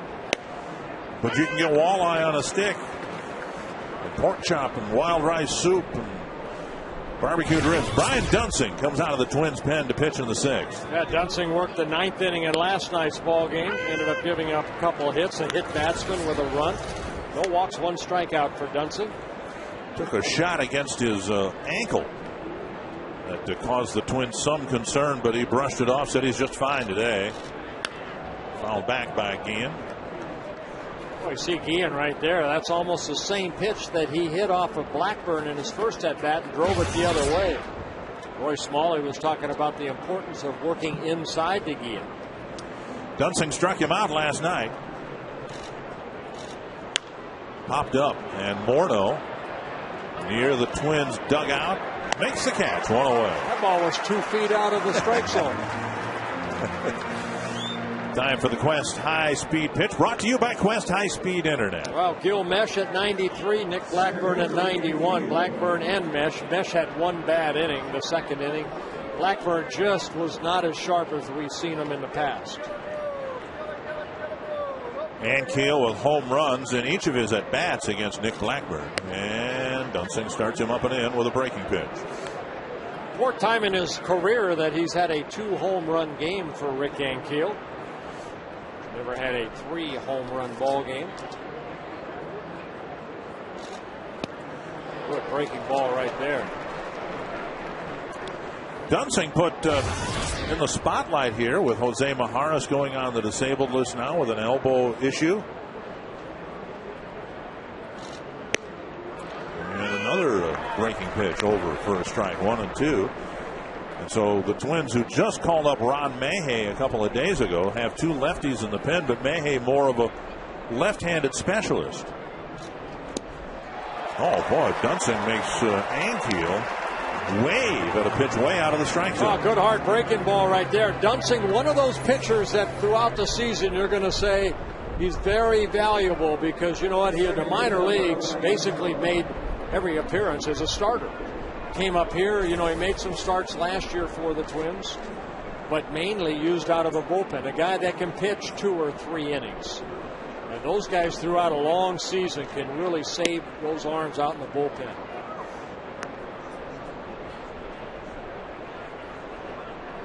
One and 0 to Alberto Callaspo.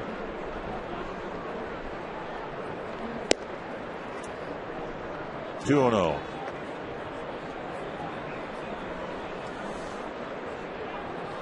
Callaspo, a switch hitter, hitting .250 from the right side of the plate. Little roller hit towards Hudson. Very good inning for Brian Dunsing as he has a 1-2-3 inning and delivers just 10 pitches in the 6th.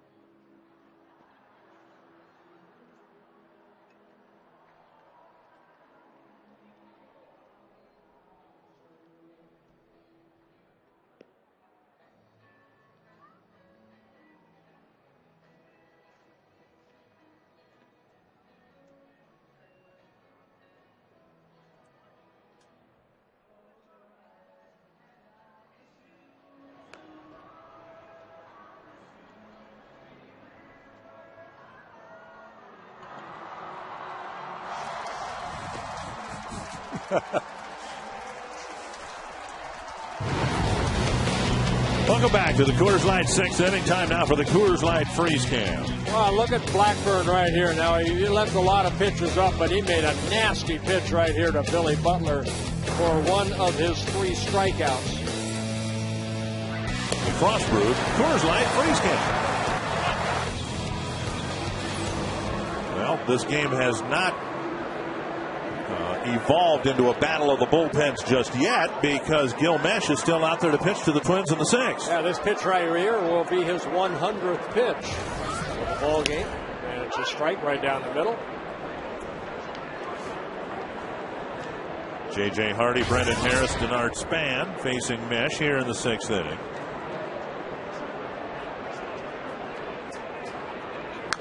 Foul back.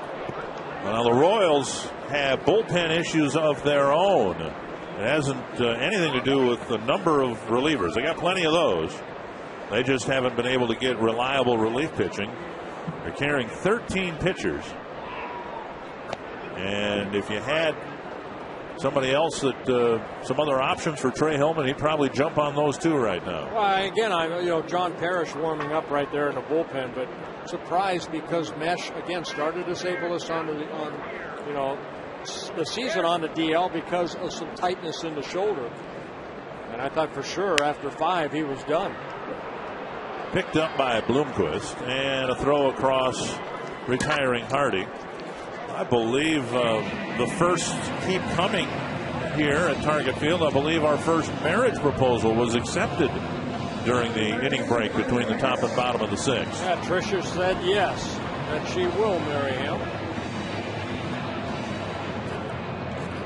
1 down, and here's Brendan Harris. Yeah, Mesh really only had 1 hiccup, and that's in the 2nd inning. A home run to Thome, and then the 2-run single by Mauer.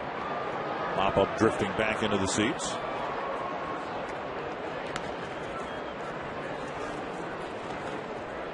So Gil Mesh, again, if he's healthy, and the Royals hope he is all season long, is a guy that can give them 200-plus innings.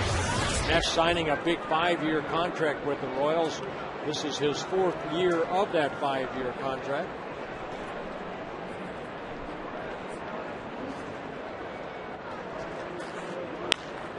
Hard ground ball hit right at Bloomquist. Low throw, and Butler snags it. Boy, Bloomquist threw a rocket, but he skipped it across to Butler, who was able to field it 2 down. Yeah, he had plenty of time to make a good throw across the diamond. Gets in front of that ball, sets, and then just says, okay, let's work on this little kick right here, Billy Butler. Butler able to get that ball in his glove. Nice play by Butler. Mesh late in his outing here, getting the Twins to beat the ball into the ground. He got a big double play off the bat of Kubel. A couple of ground balls here in the 6th, and now Span taking strike 1.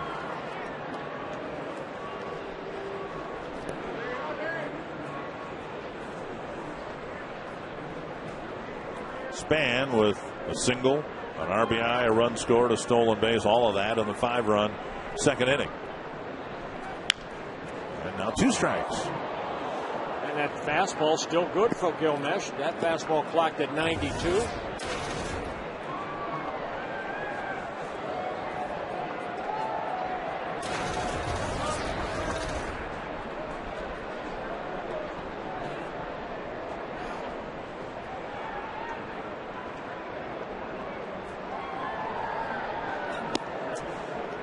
One and 2. And as Mesh tries to wrap up the 6th inning and tries to do so with a modest number of pitches, probably the last guy he'd want to face if it's his last batter, Span. It's 108 pitches, but Span quite capable of taking him another 4 or 5 pitches in this at bat and maybe reaching base at the end of it. Little dribbler up the line. That'll hit the edge of the grass. Stay fair. Span retired. And that's the end of the 6th inning, and it might have been Mesh's best inning so far. It's time to play ballpark bingo presented by Island Bingo, Island Street Bowl at Treasure Island Resort and Casino. This afternoon's contestant critic from Football Park. Here's how we play the game. Tonight's numbers first in the video are letters B-I-N-G-O. We're going to give you the end. Now you just have to find the rest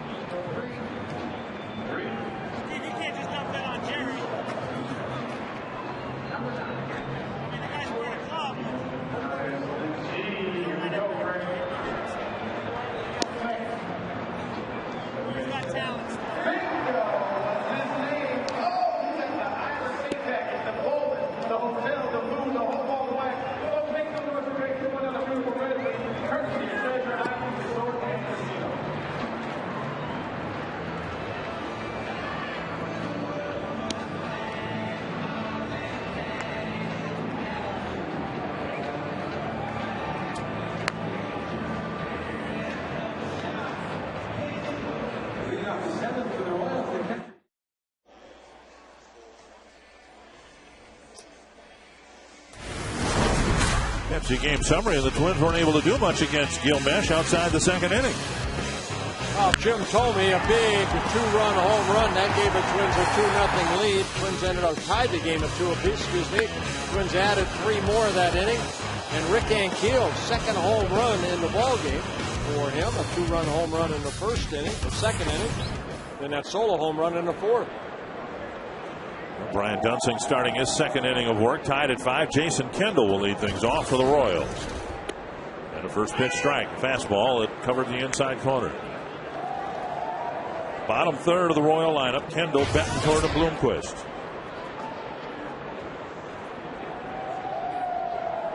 One and one.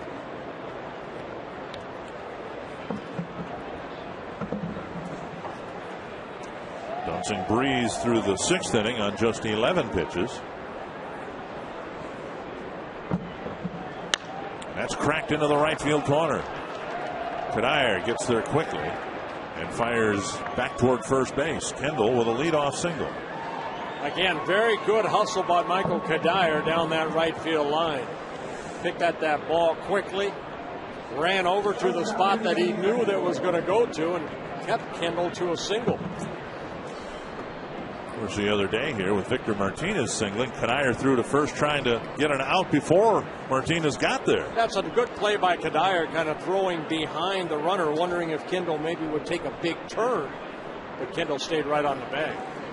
Harris in a little bit at third base with Betancourt squaring, and he drops down a foul bunt.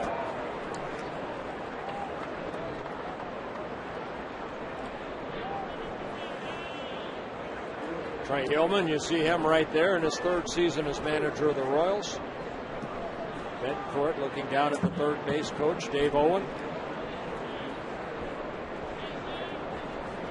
Betancourt last night with 3 hits, including a home run. Kendall starting the season strong, an 11-game hitting streak.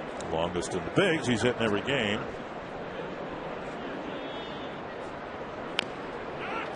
And that's bunted foul, and Betancourt twice has failed to get a bunt down.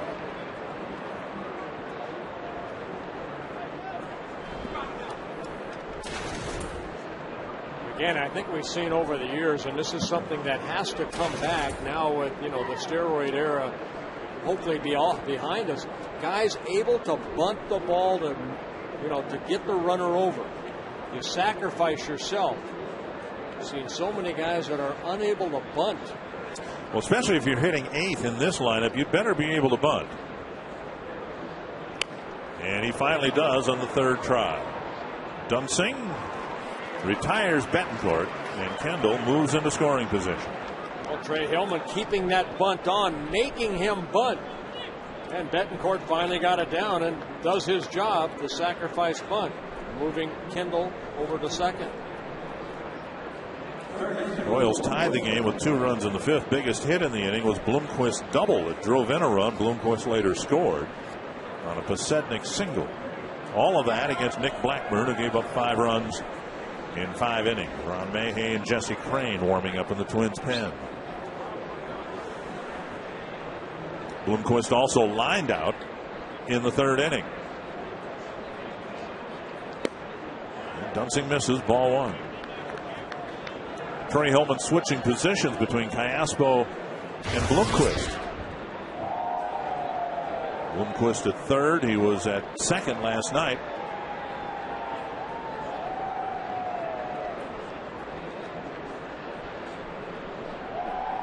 Ground ball right side. Kendall up another base. 2 down. Back to our AT&T trivia question. I'm a little worried about this one because I guessed Alex Rodriguez, and then I threw out Roger Maris's name. How about Frank Thomas? The big hurt. And it was Frank Thomas, another one in the win column for the broadcast booth. And Frank Thomas doing some broadcast work now for the White Sox. Yes, he is.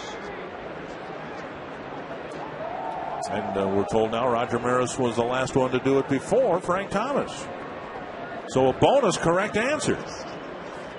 That'll carry us over through tomorrow. And beyond. Here's DeJesus. A double and a couple of fly balls to Denard Span in center. One of them very well hit back in the first inning.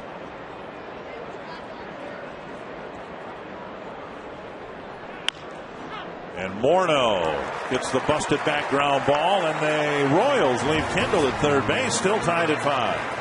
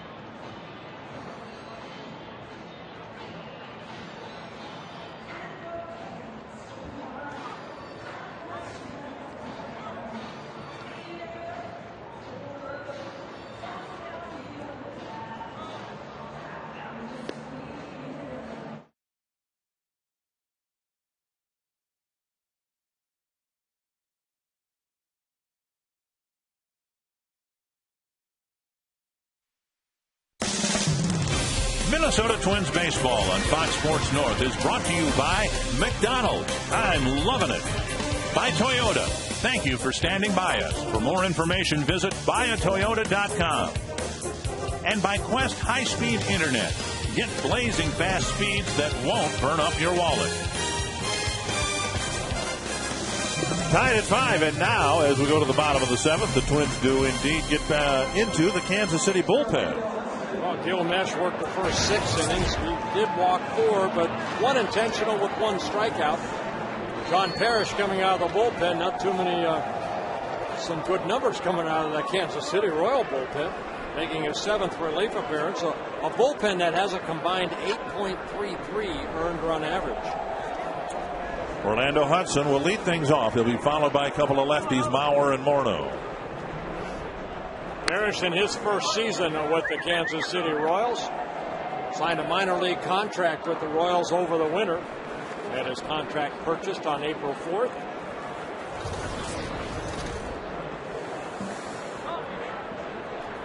A high drive to deep left field. Way back. Off the facing of the second deck, and Hudson sprints around the bases with his first Twins home run.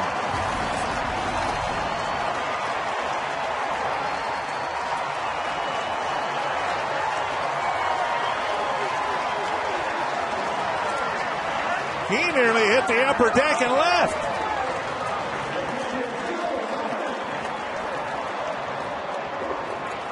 Well, getting high fives all around. He did not miss that fastball. Twins take a 6-5 lead. So just like that, Gil Mesh struggled.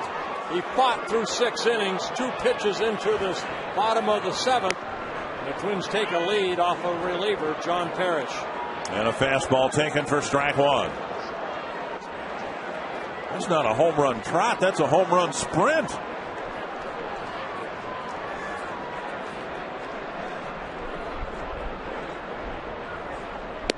A breaking ball over for strike 2.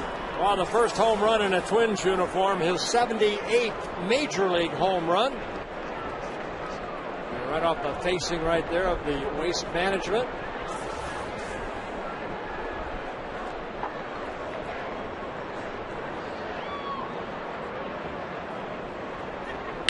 And Mauer laces it to left center, down for a hit.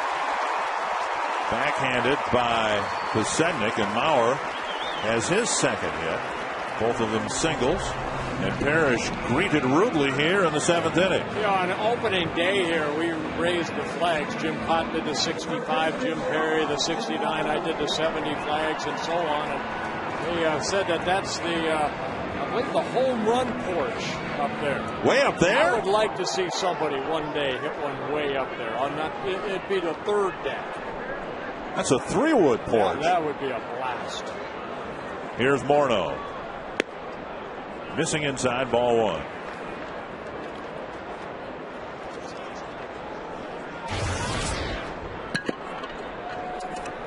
Morneau with a couple of ground balls to the right side, and then he delivered a triple to left center field.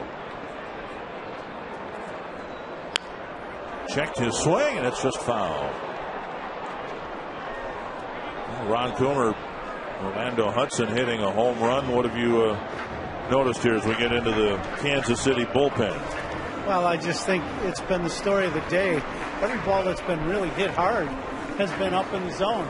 The other thing when you're down here is you look at the flags now. The flags are blowing in from left, so he turned the flags around, but they're blowing out to right, which is something that has changed again. Although when you hit the driver like he just did, it really doesn't matter what the wind is doing. At the knees, a strike, 1 and 2.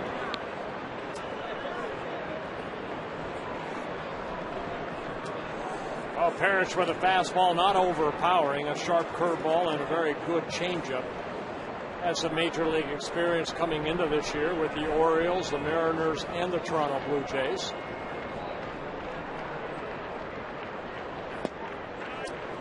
And Parrish hit the spot, but he didn't get the call. 2 and 2. That was a curveball right there, the big sweeping breaking ball. Parrish, 32 years old, originally signed by the Orioles back in '96.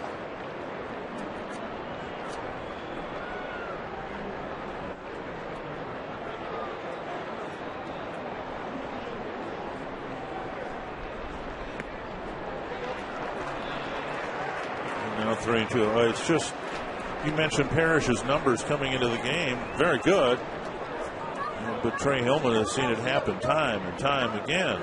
And he's on the phone down to the bullpen now.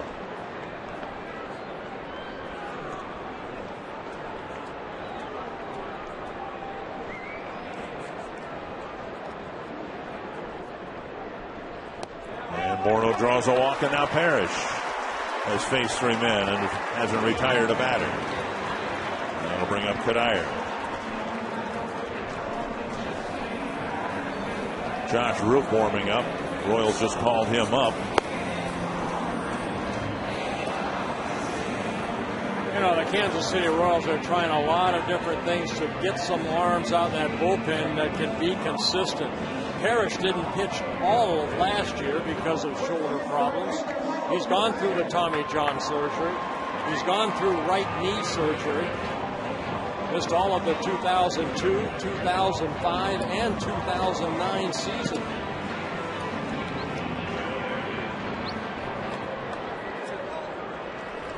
Here's Kadire. Single with 1 out in the 2nd that started a 5-run inning. Since then, a fly to center and a ground ball to short. Up and away, ball 1.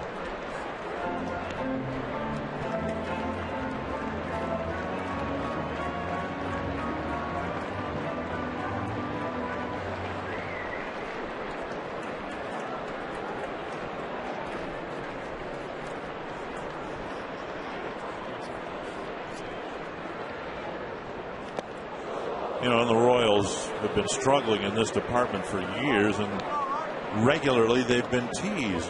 Their best relief pitcher in spring training, Ramon Colon, at least one of them other than Joaquin Soria, had a great spring training, and the Royals were encouraged. Okay, we got a guy from the right side who can get people out, and then Colon couldn't get anybody out once the bell rang. Yeah, then they designated him for assignment. Kadire, another foul against that front leg. It's taken a beating here today. 1 and 2. Twins have to feel good, Ron Coomer, anytime they can turn this matchup with the Royals into a battle of the bullpens. Well, you're not kidding. And right now, you see Michael Kadire with 2 big swings. Him knowing right now Parrish is a guy that he should have some really good success with. Maybe a little over swinging. Maybe he heard you, Bert, about the 3rd deck. Fouling it to the screen. Well, I think if anybody in the Twins uniform that could do that, it would be this guy right here, Kadire.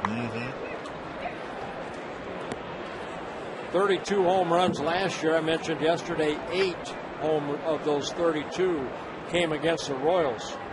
Michael talked about that at the welcome home luncheon yesterday, how now right-handed batters have a little target area, no pun intended, at target field during batting practice.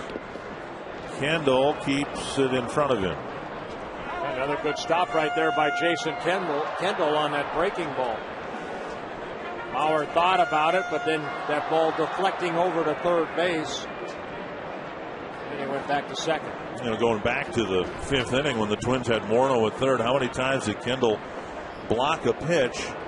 And, Mesh got out of it with a ground ball double play, but he got out of it because Kendall did a nice job blocking pitches, keeping Morneau at 3rd after his leadoff triple. And now 3-2 to Kadire with Thome on deck. Well, Parrish left out there to the Royals hope get Kadire and then pitch to Thome, but he hasn't gotten anybody yet.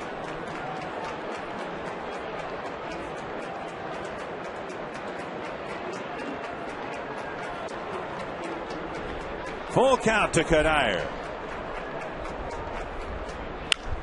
Pull just wide of the bag. Kadire looking at the handle of his bat. Yeah, Parrish pulled a string right there. A 79-mile-an-hour changeup. Kadire way out front. New bat for Kadire.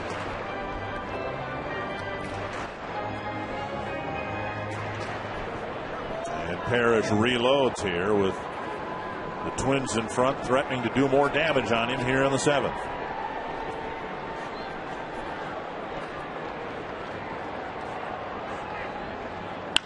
Bouncer to 3rd. And a double play. So a long battle won by Parrish as he gets a big double play off the bat of Michael Kadire. Yeah, 2nd double play the Twins have hit into. Bloomquist over to Cayaspo, and then a quick relay over to Butler. 3rd baseman Bloomquist wants to make sure he gives Cayaspo a good feed, and Cayaspo catching it, going to the infield side to complete the throw over to 1st. Last night it was Cayaspo at 3rd, Bloomquist at 2nd, and the Royals misplayed a ball. Bloomquist said the throw that he caught hit the bag and bounced out of his glove. But you can see behind 3rd base a different tarp cover from the exhibition series. 2nd baseman complained that the throws from 3rd base or shortstop blended into a lighter covered tarp cover during the exhibition series with the Cardinals. So the Twins took care of it. They got a darker cover, a dark green with the advertising on it. And there have been a couple little things that have arisen here in this ballpark that the Twins have promptly taken care of because of the exhibition series. Here's Thome. Well, good breaking ball by Parrish to get strike 1. Bouncer towards 2nd. Bobbled by the 2nd baseman. Still plenty of time, and then a high throw, and Butler coming back on the bag, according to Chad Fairchild. So the Twins get an opening home run from Hudson. Parrish pitches out of a mess, and it's 6-5 Minnesota.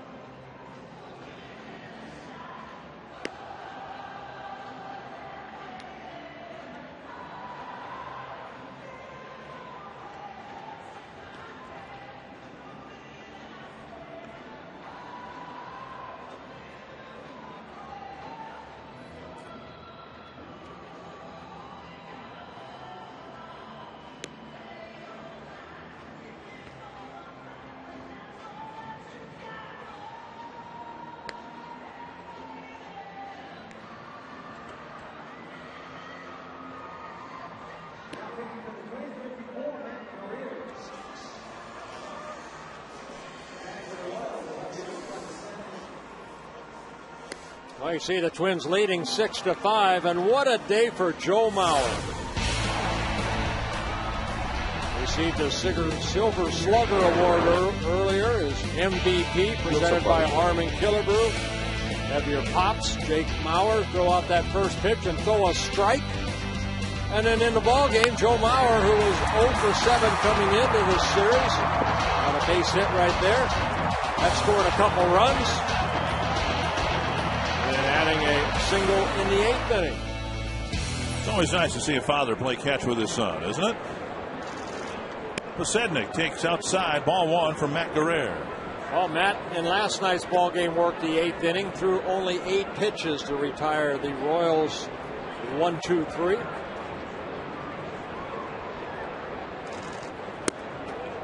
And now 2-0. Twins back in front. Dunsing pitching a couple of innings for the Twins. Right now he's the pitcher of record. If Guerrero can hold it, Roush can save it.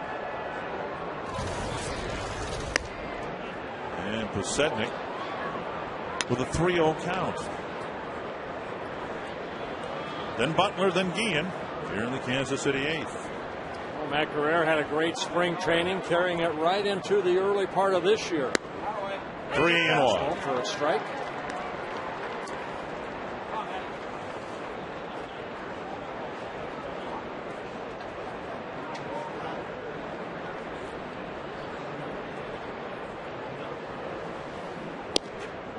And he missed first walk of the year for Matt Guerrero, and the speedy Posednik is aboard, leading off the 8th. If you don't have a Minnesota Twins Reward MasterCard, this afternoon's the perfect time to sign up for one. Sign up now and earn a huge signing bonus to earn points towards $25 reward certificates, where you can visit a Twins MasterCard kiosk at Target Field. And to sign up, call 800-33-TWINS. Right, last night's ball game, Guerrero faced Posednik, ended up getting him out. This time he walked him. Faced Billy Butler. Butler jumped on the first pitch, hit a fly ball to Span in center field. Butler bounced into a double play in the first inning.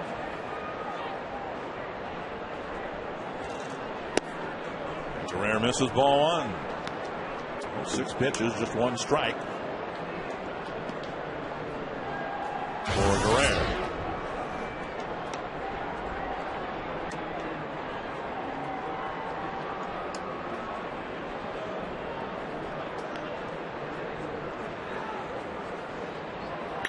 High fly to center.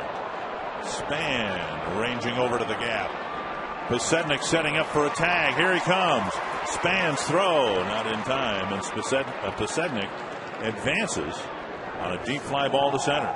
Well, good base running right there by Posednik, because he knew that ball was deep enough, and with his speed he could tag up and get into scoring position. Butler hitting that high fly ball, and you see Span right there. A little trouble getting that ball out, but Posednik in his speed, he would have been there anyway. Well, Guillen has struck out once and twice has literally reached across the plate to put a ball in play. In the second inning, he doubled, and then in the 6th inning, he lifted a foul fly caught by Morneau. And so, having seen that twice, paying attention to the bullpen, maybe they spin Guillen away on the first pitch. Heck, out though this pitch on the on-deck circle for the Twins. Probably swing at it. 1 strike.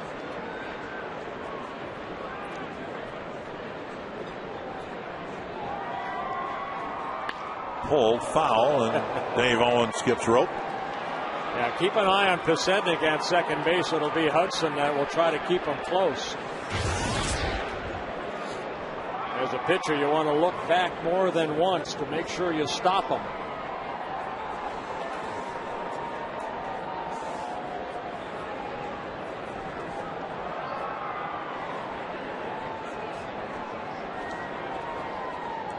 One and one. And another one hitting the same spot.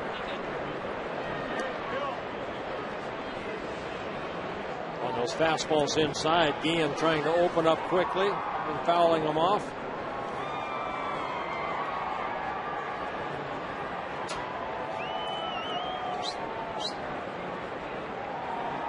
One and two.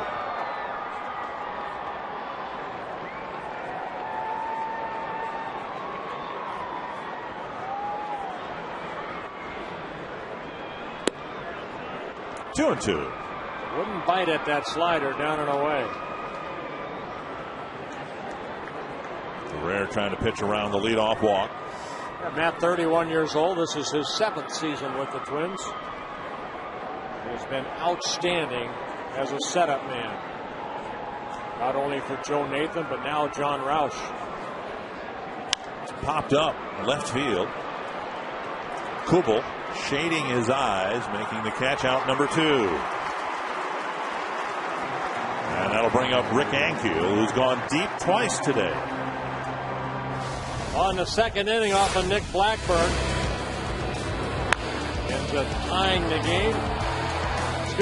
Giving the Royals a 2-0 lead. And then the 4th inning with the Twins up 5-2. Ankiel taking a low fastball the other way into the Royals bullpen. Rick Anderson with a trip to the mound. Yeah, just talking, I think, about Ankiel. Don't want to make a mistake right here. Sure, just talking to Joe Mauer and Matt Guerrero. Ron Coomer, what do you think they're doing out there? Well, I'm no manager, but 316 with 2 bombs and 238 is the other average. I got to believe you don't throw Ankiel anything he can hit. He's been one of their best hitters, so this is one of those things where if he chases, great. If we go 2-0, put him on and let's try the next guy. So it's the old, don't walk him, but don't give him anything too good to hit. Did you ever get that meeting on the mound, Bert? No, thank goodness, no.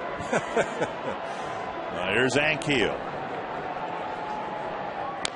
Tap foul as Guerrero goes after him. See if they try to pitch him in here, because that fastball was out over the plate to hit the 2-run home run, and it was a pretty good pitch down and away that Ankiel hit to straightaway center. Dunsing struck him out on 3 pitches, but they're all breaking pitches from the left-hander. Watch Joe Mauer move behind the plate. See if he shifts either to the outer half or inner half of the plate. Going back inside again. And he hit it a ton, but foul. Just a long strike.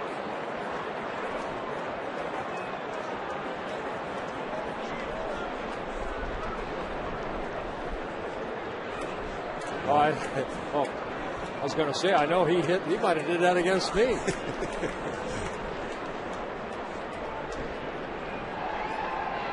Danny Tartavel has 2 inside the park home runs off of me. Bouncer right side. Hudson has it covered. Morrow to the bag.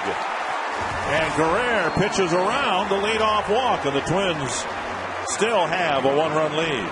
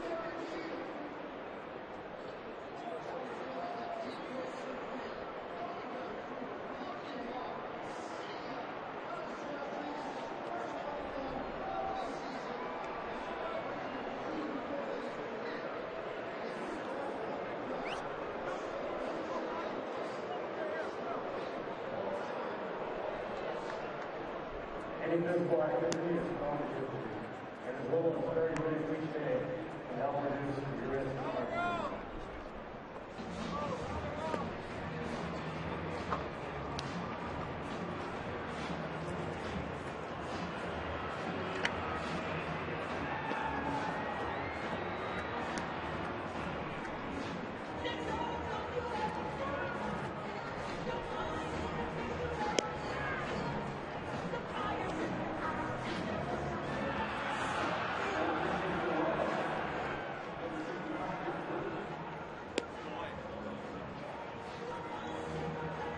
Twins carry a 6-5 lead into the bottom half of inning number 8. I'm Robbie Mikowski, inviting you to stay tuned to Quest Twins Live, featuring the Toyota post-game wrap. Tome Run. Jim Thome goes deep in target field for the first time. Black and Blue will talk about Nick Blackburn's outing tonight. Gave up the 5 runs in 5 innings. Plus, our instructional is pickoff moves. All that and a lot more, plus post-game reaction from the clubhouse on Quest Twins Live. Dick and Bert, this ought to be a good time watching a guy show us how to do pickoffs when really he wasn't very good at pickoffs in his playing career, right, Dick? Well, I don't know. How would you assess your pickoff move? I had a better pickoff move to second because the runners never stopped at first. They always went to second. More practice? But a good move right there by Blackburn. We're going to try to emulate that, but I know I can't do that. Josh Roop making his first appearance for the Royals since being called up yesterday. Yeah, Roop actually getting called up a couple days ago by the Royals. And strike one to Jason Kubel. We followed by J.J. Hardy and Brendan Harris. In last night's game, the Twins had John Roush warming up for what they thought would be a save situation, and the Twins put a 5 spot up on the board. Roush sat down and enjoyed the end of the ball game with Dunsing finishing the game for the Twins. But Roush getting ready nonetheless for what he hopes will be his 6th save of the year. 1-1 to Kubel. 2-1.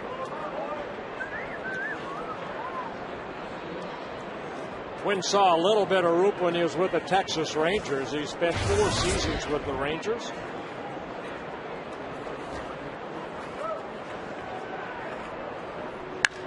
Hit hard to center, but Ankiel goes down to a knee to make the catch.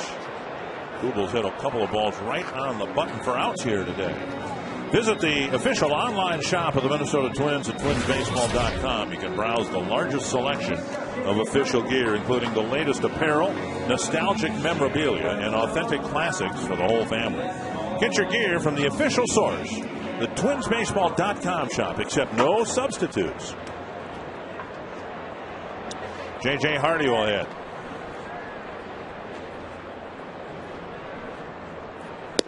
Fastball outside. Hardy cracked a double to right center field in the 5-run 2nd inning.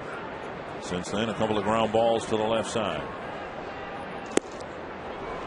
1-1. Good hard slider right there by Roop.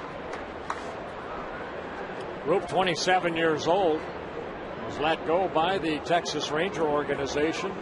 Ended up signing a minor league contract with the Royals. Almost the same as John Parrish, the left-hander that was in last inning.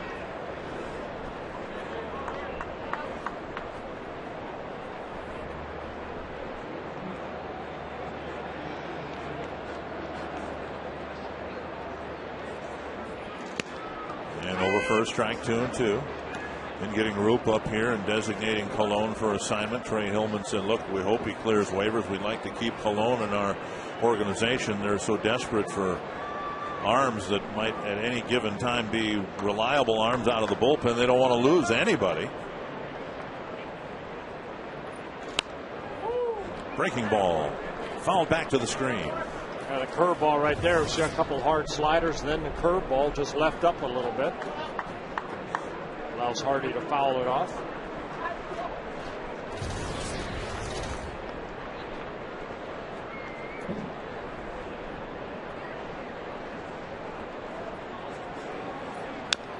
And Hardy taps it foul.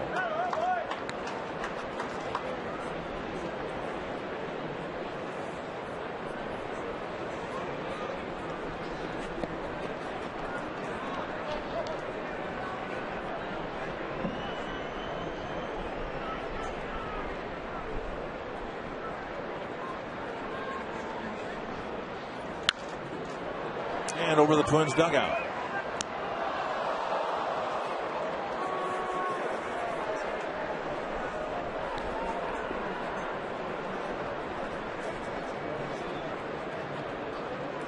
Twins trying to build the lead in the 8th inning as they did last night. Called 3rd strike. And out number 2. A good fastball inside. Roop fed Hardy a lot of breaking balls, hard sliders, curveball. Then he went with that fastball inner half of the plate. And box tracks right here. Bill Miller saying that that's strike 3. 2 down, and here's Brendan Harris. Walk and a run scored. Back in the second inning. Since then, a strikeout and a ground ball.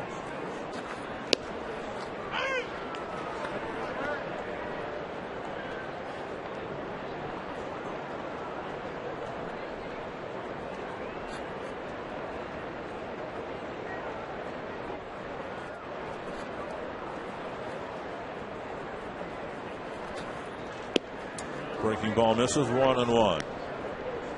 Tigers lost last night. They've got the Mariners tonight at Safeco Field. And the White Sox in just a little while will open up their ball game against the Indians in Cleveland. Check swing, but strike 2.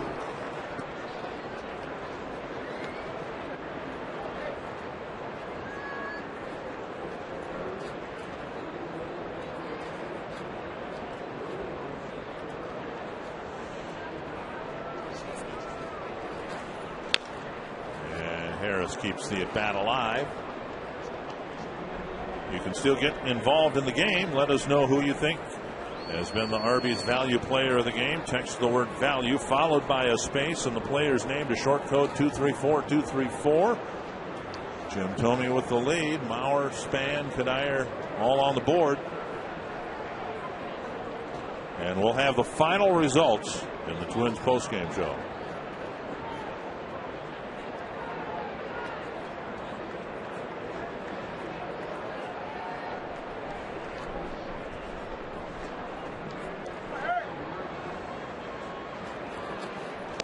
Inside, and it's 2-2. They tried to go back in the same pitch that struck out Hardy. Plenty of mustard on the ball. That one clocked at 94. Got a good arm. And Roush warming up in the bullpen. Curve left up high, and it's a full count with Span on deck.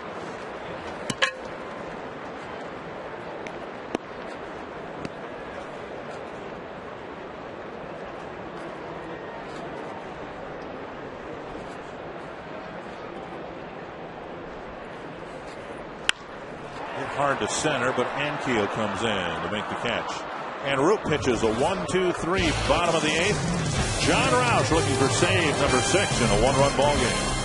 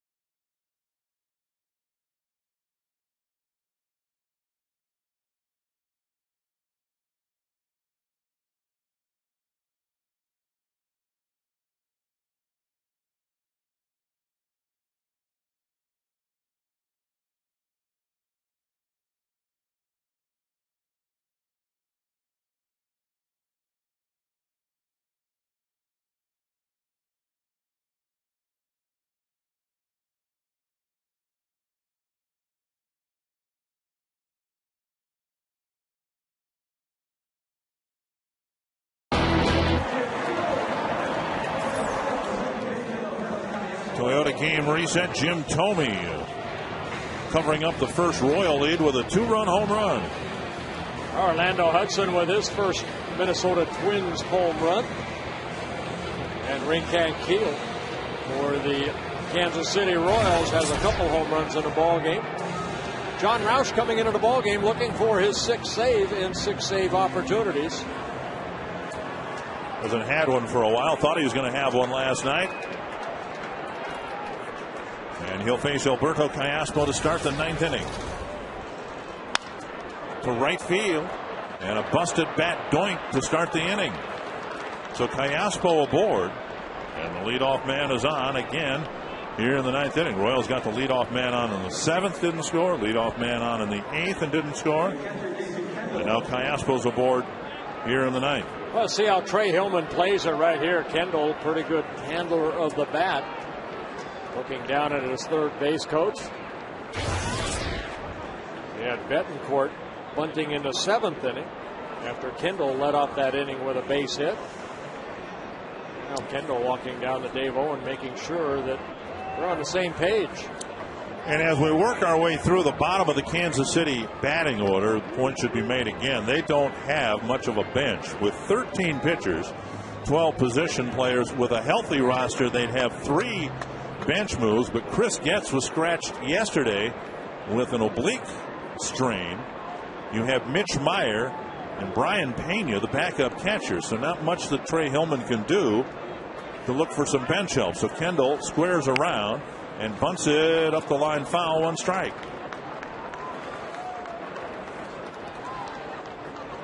You don't have a Tomey type player or a Kubel or even a Delman Young as the Twins do here today on the bench.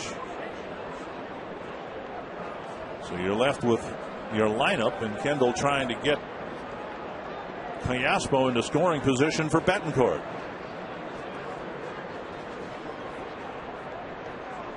Harris playing in on the grass at third.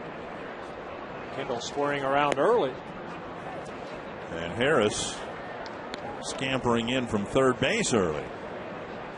As Roush was delivering the pitch, Harris was only about 45 feet from home plate. Only because Kendall showed it very early.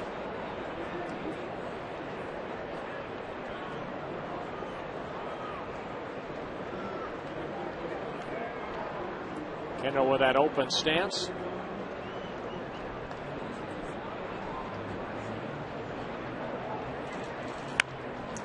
Good bunt, and Roush picks it up. Throws to Hudson. The sacrifice, a good one. And Callaspo advances to second base. 1 down. That'll bring up Betancourt.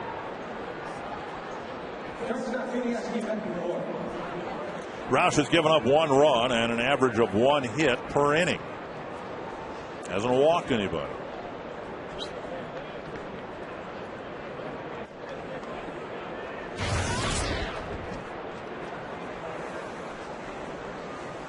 Betancourt singled leading off the 5th and scored one of the 2 Kansas City runs that tied the game at the time. Strike 1.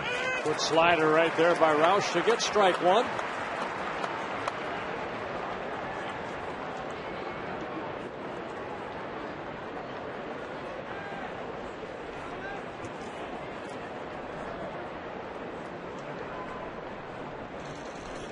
High fly to deep center field. Span with the catch in the gap. Callaspo advancing to third, 2 down. Well, Betancourt, who pulled one down the line for a home run, hit that about 380 feet, but in the ballpark, 2 away. And now Alex Gordon will come off the bench. The Royals calling him up today after promoting him on a rehab assignment to Omaha just a couple of days ago.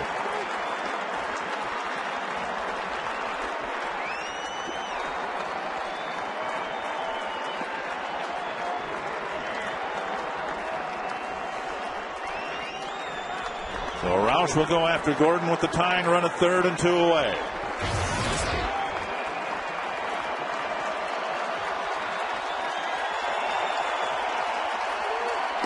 Strike 1.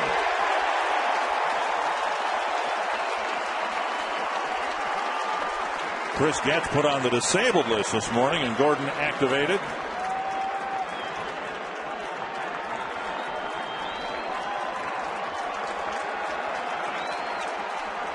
1-1.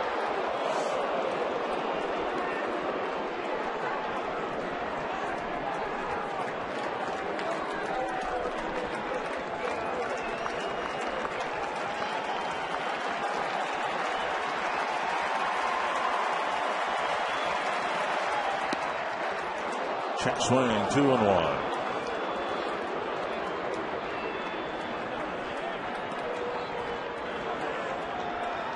Gordon broke his right thumb early in spring training.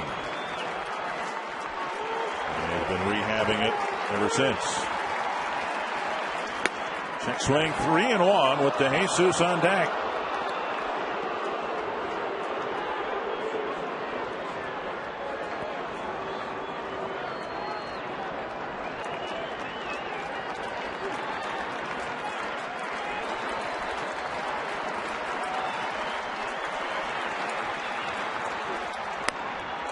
And the first walk of the year for John Roush, sending Gordon to first base, and DeJesus will come up with the tying run at third, go ahead run at first.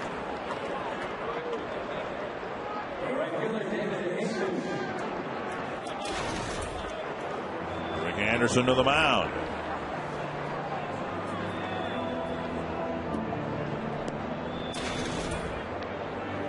It seems like when Rick Anderson goes to the mound, of course it's for a purpose, but just going over the game plan right here, the middle infielders coming in.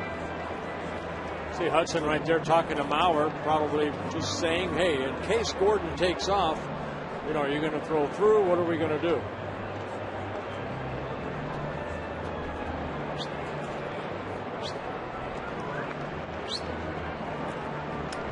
DeJesus, who lined out in the first, doubled in the third, hit a fly ball in the fifth, hit a ground ball to Morneau in the seventh, will come up as the last hope for the Royals.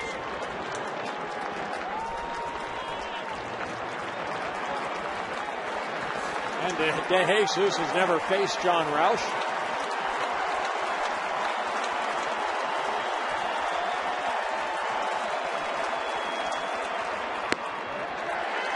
Ball down the middle of strike.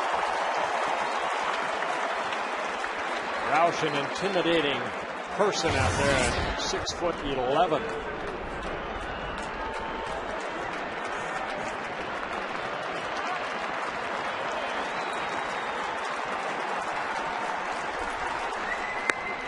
A little bit high with a 90-mile-per-hour fastball. 1-1.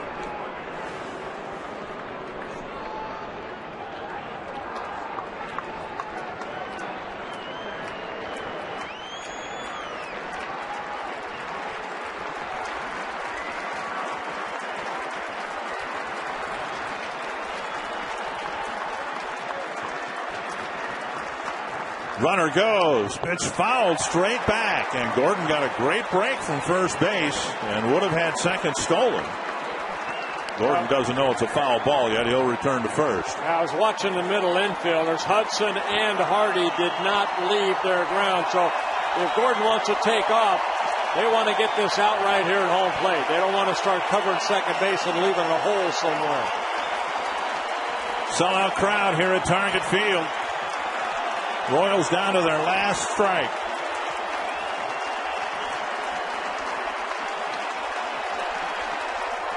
Got him!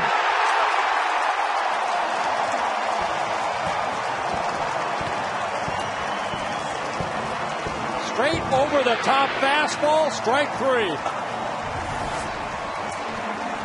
Singed the inside corner. He's 6 for 6 in save opportunities. And the Twins have already won this series and now have won all 4 series they played. Jimmy John's delivery of the game coming from their second baseman. Orlando Hudson, his first home run as a Minnesota Twin, is a deciding run as the Twins beat the Royals 6-5. And the Twins in a tight 1-run ball game, picking up the win. Jim Thome also homered, and Robbie Ince-Mikowski. The Twins perfect in series so far. They won every one. First time since 1987 they've won their first 4 series of the season. We've got a lot coming your way. Roy Smalley joins me. Jim Thome will talk about his first home run at Target Field. We'll hear from Gardy. We'll explain the art of the pickoff move. All that more on Quest Twins Live.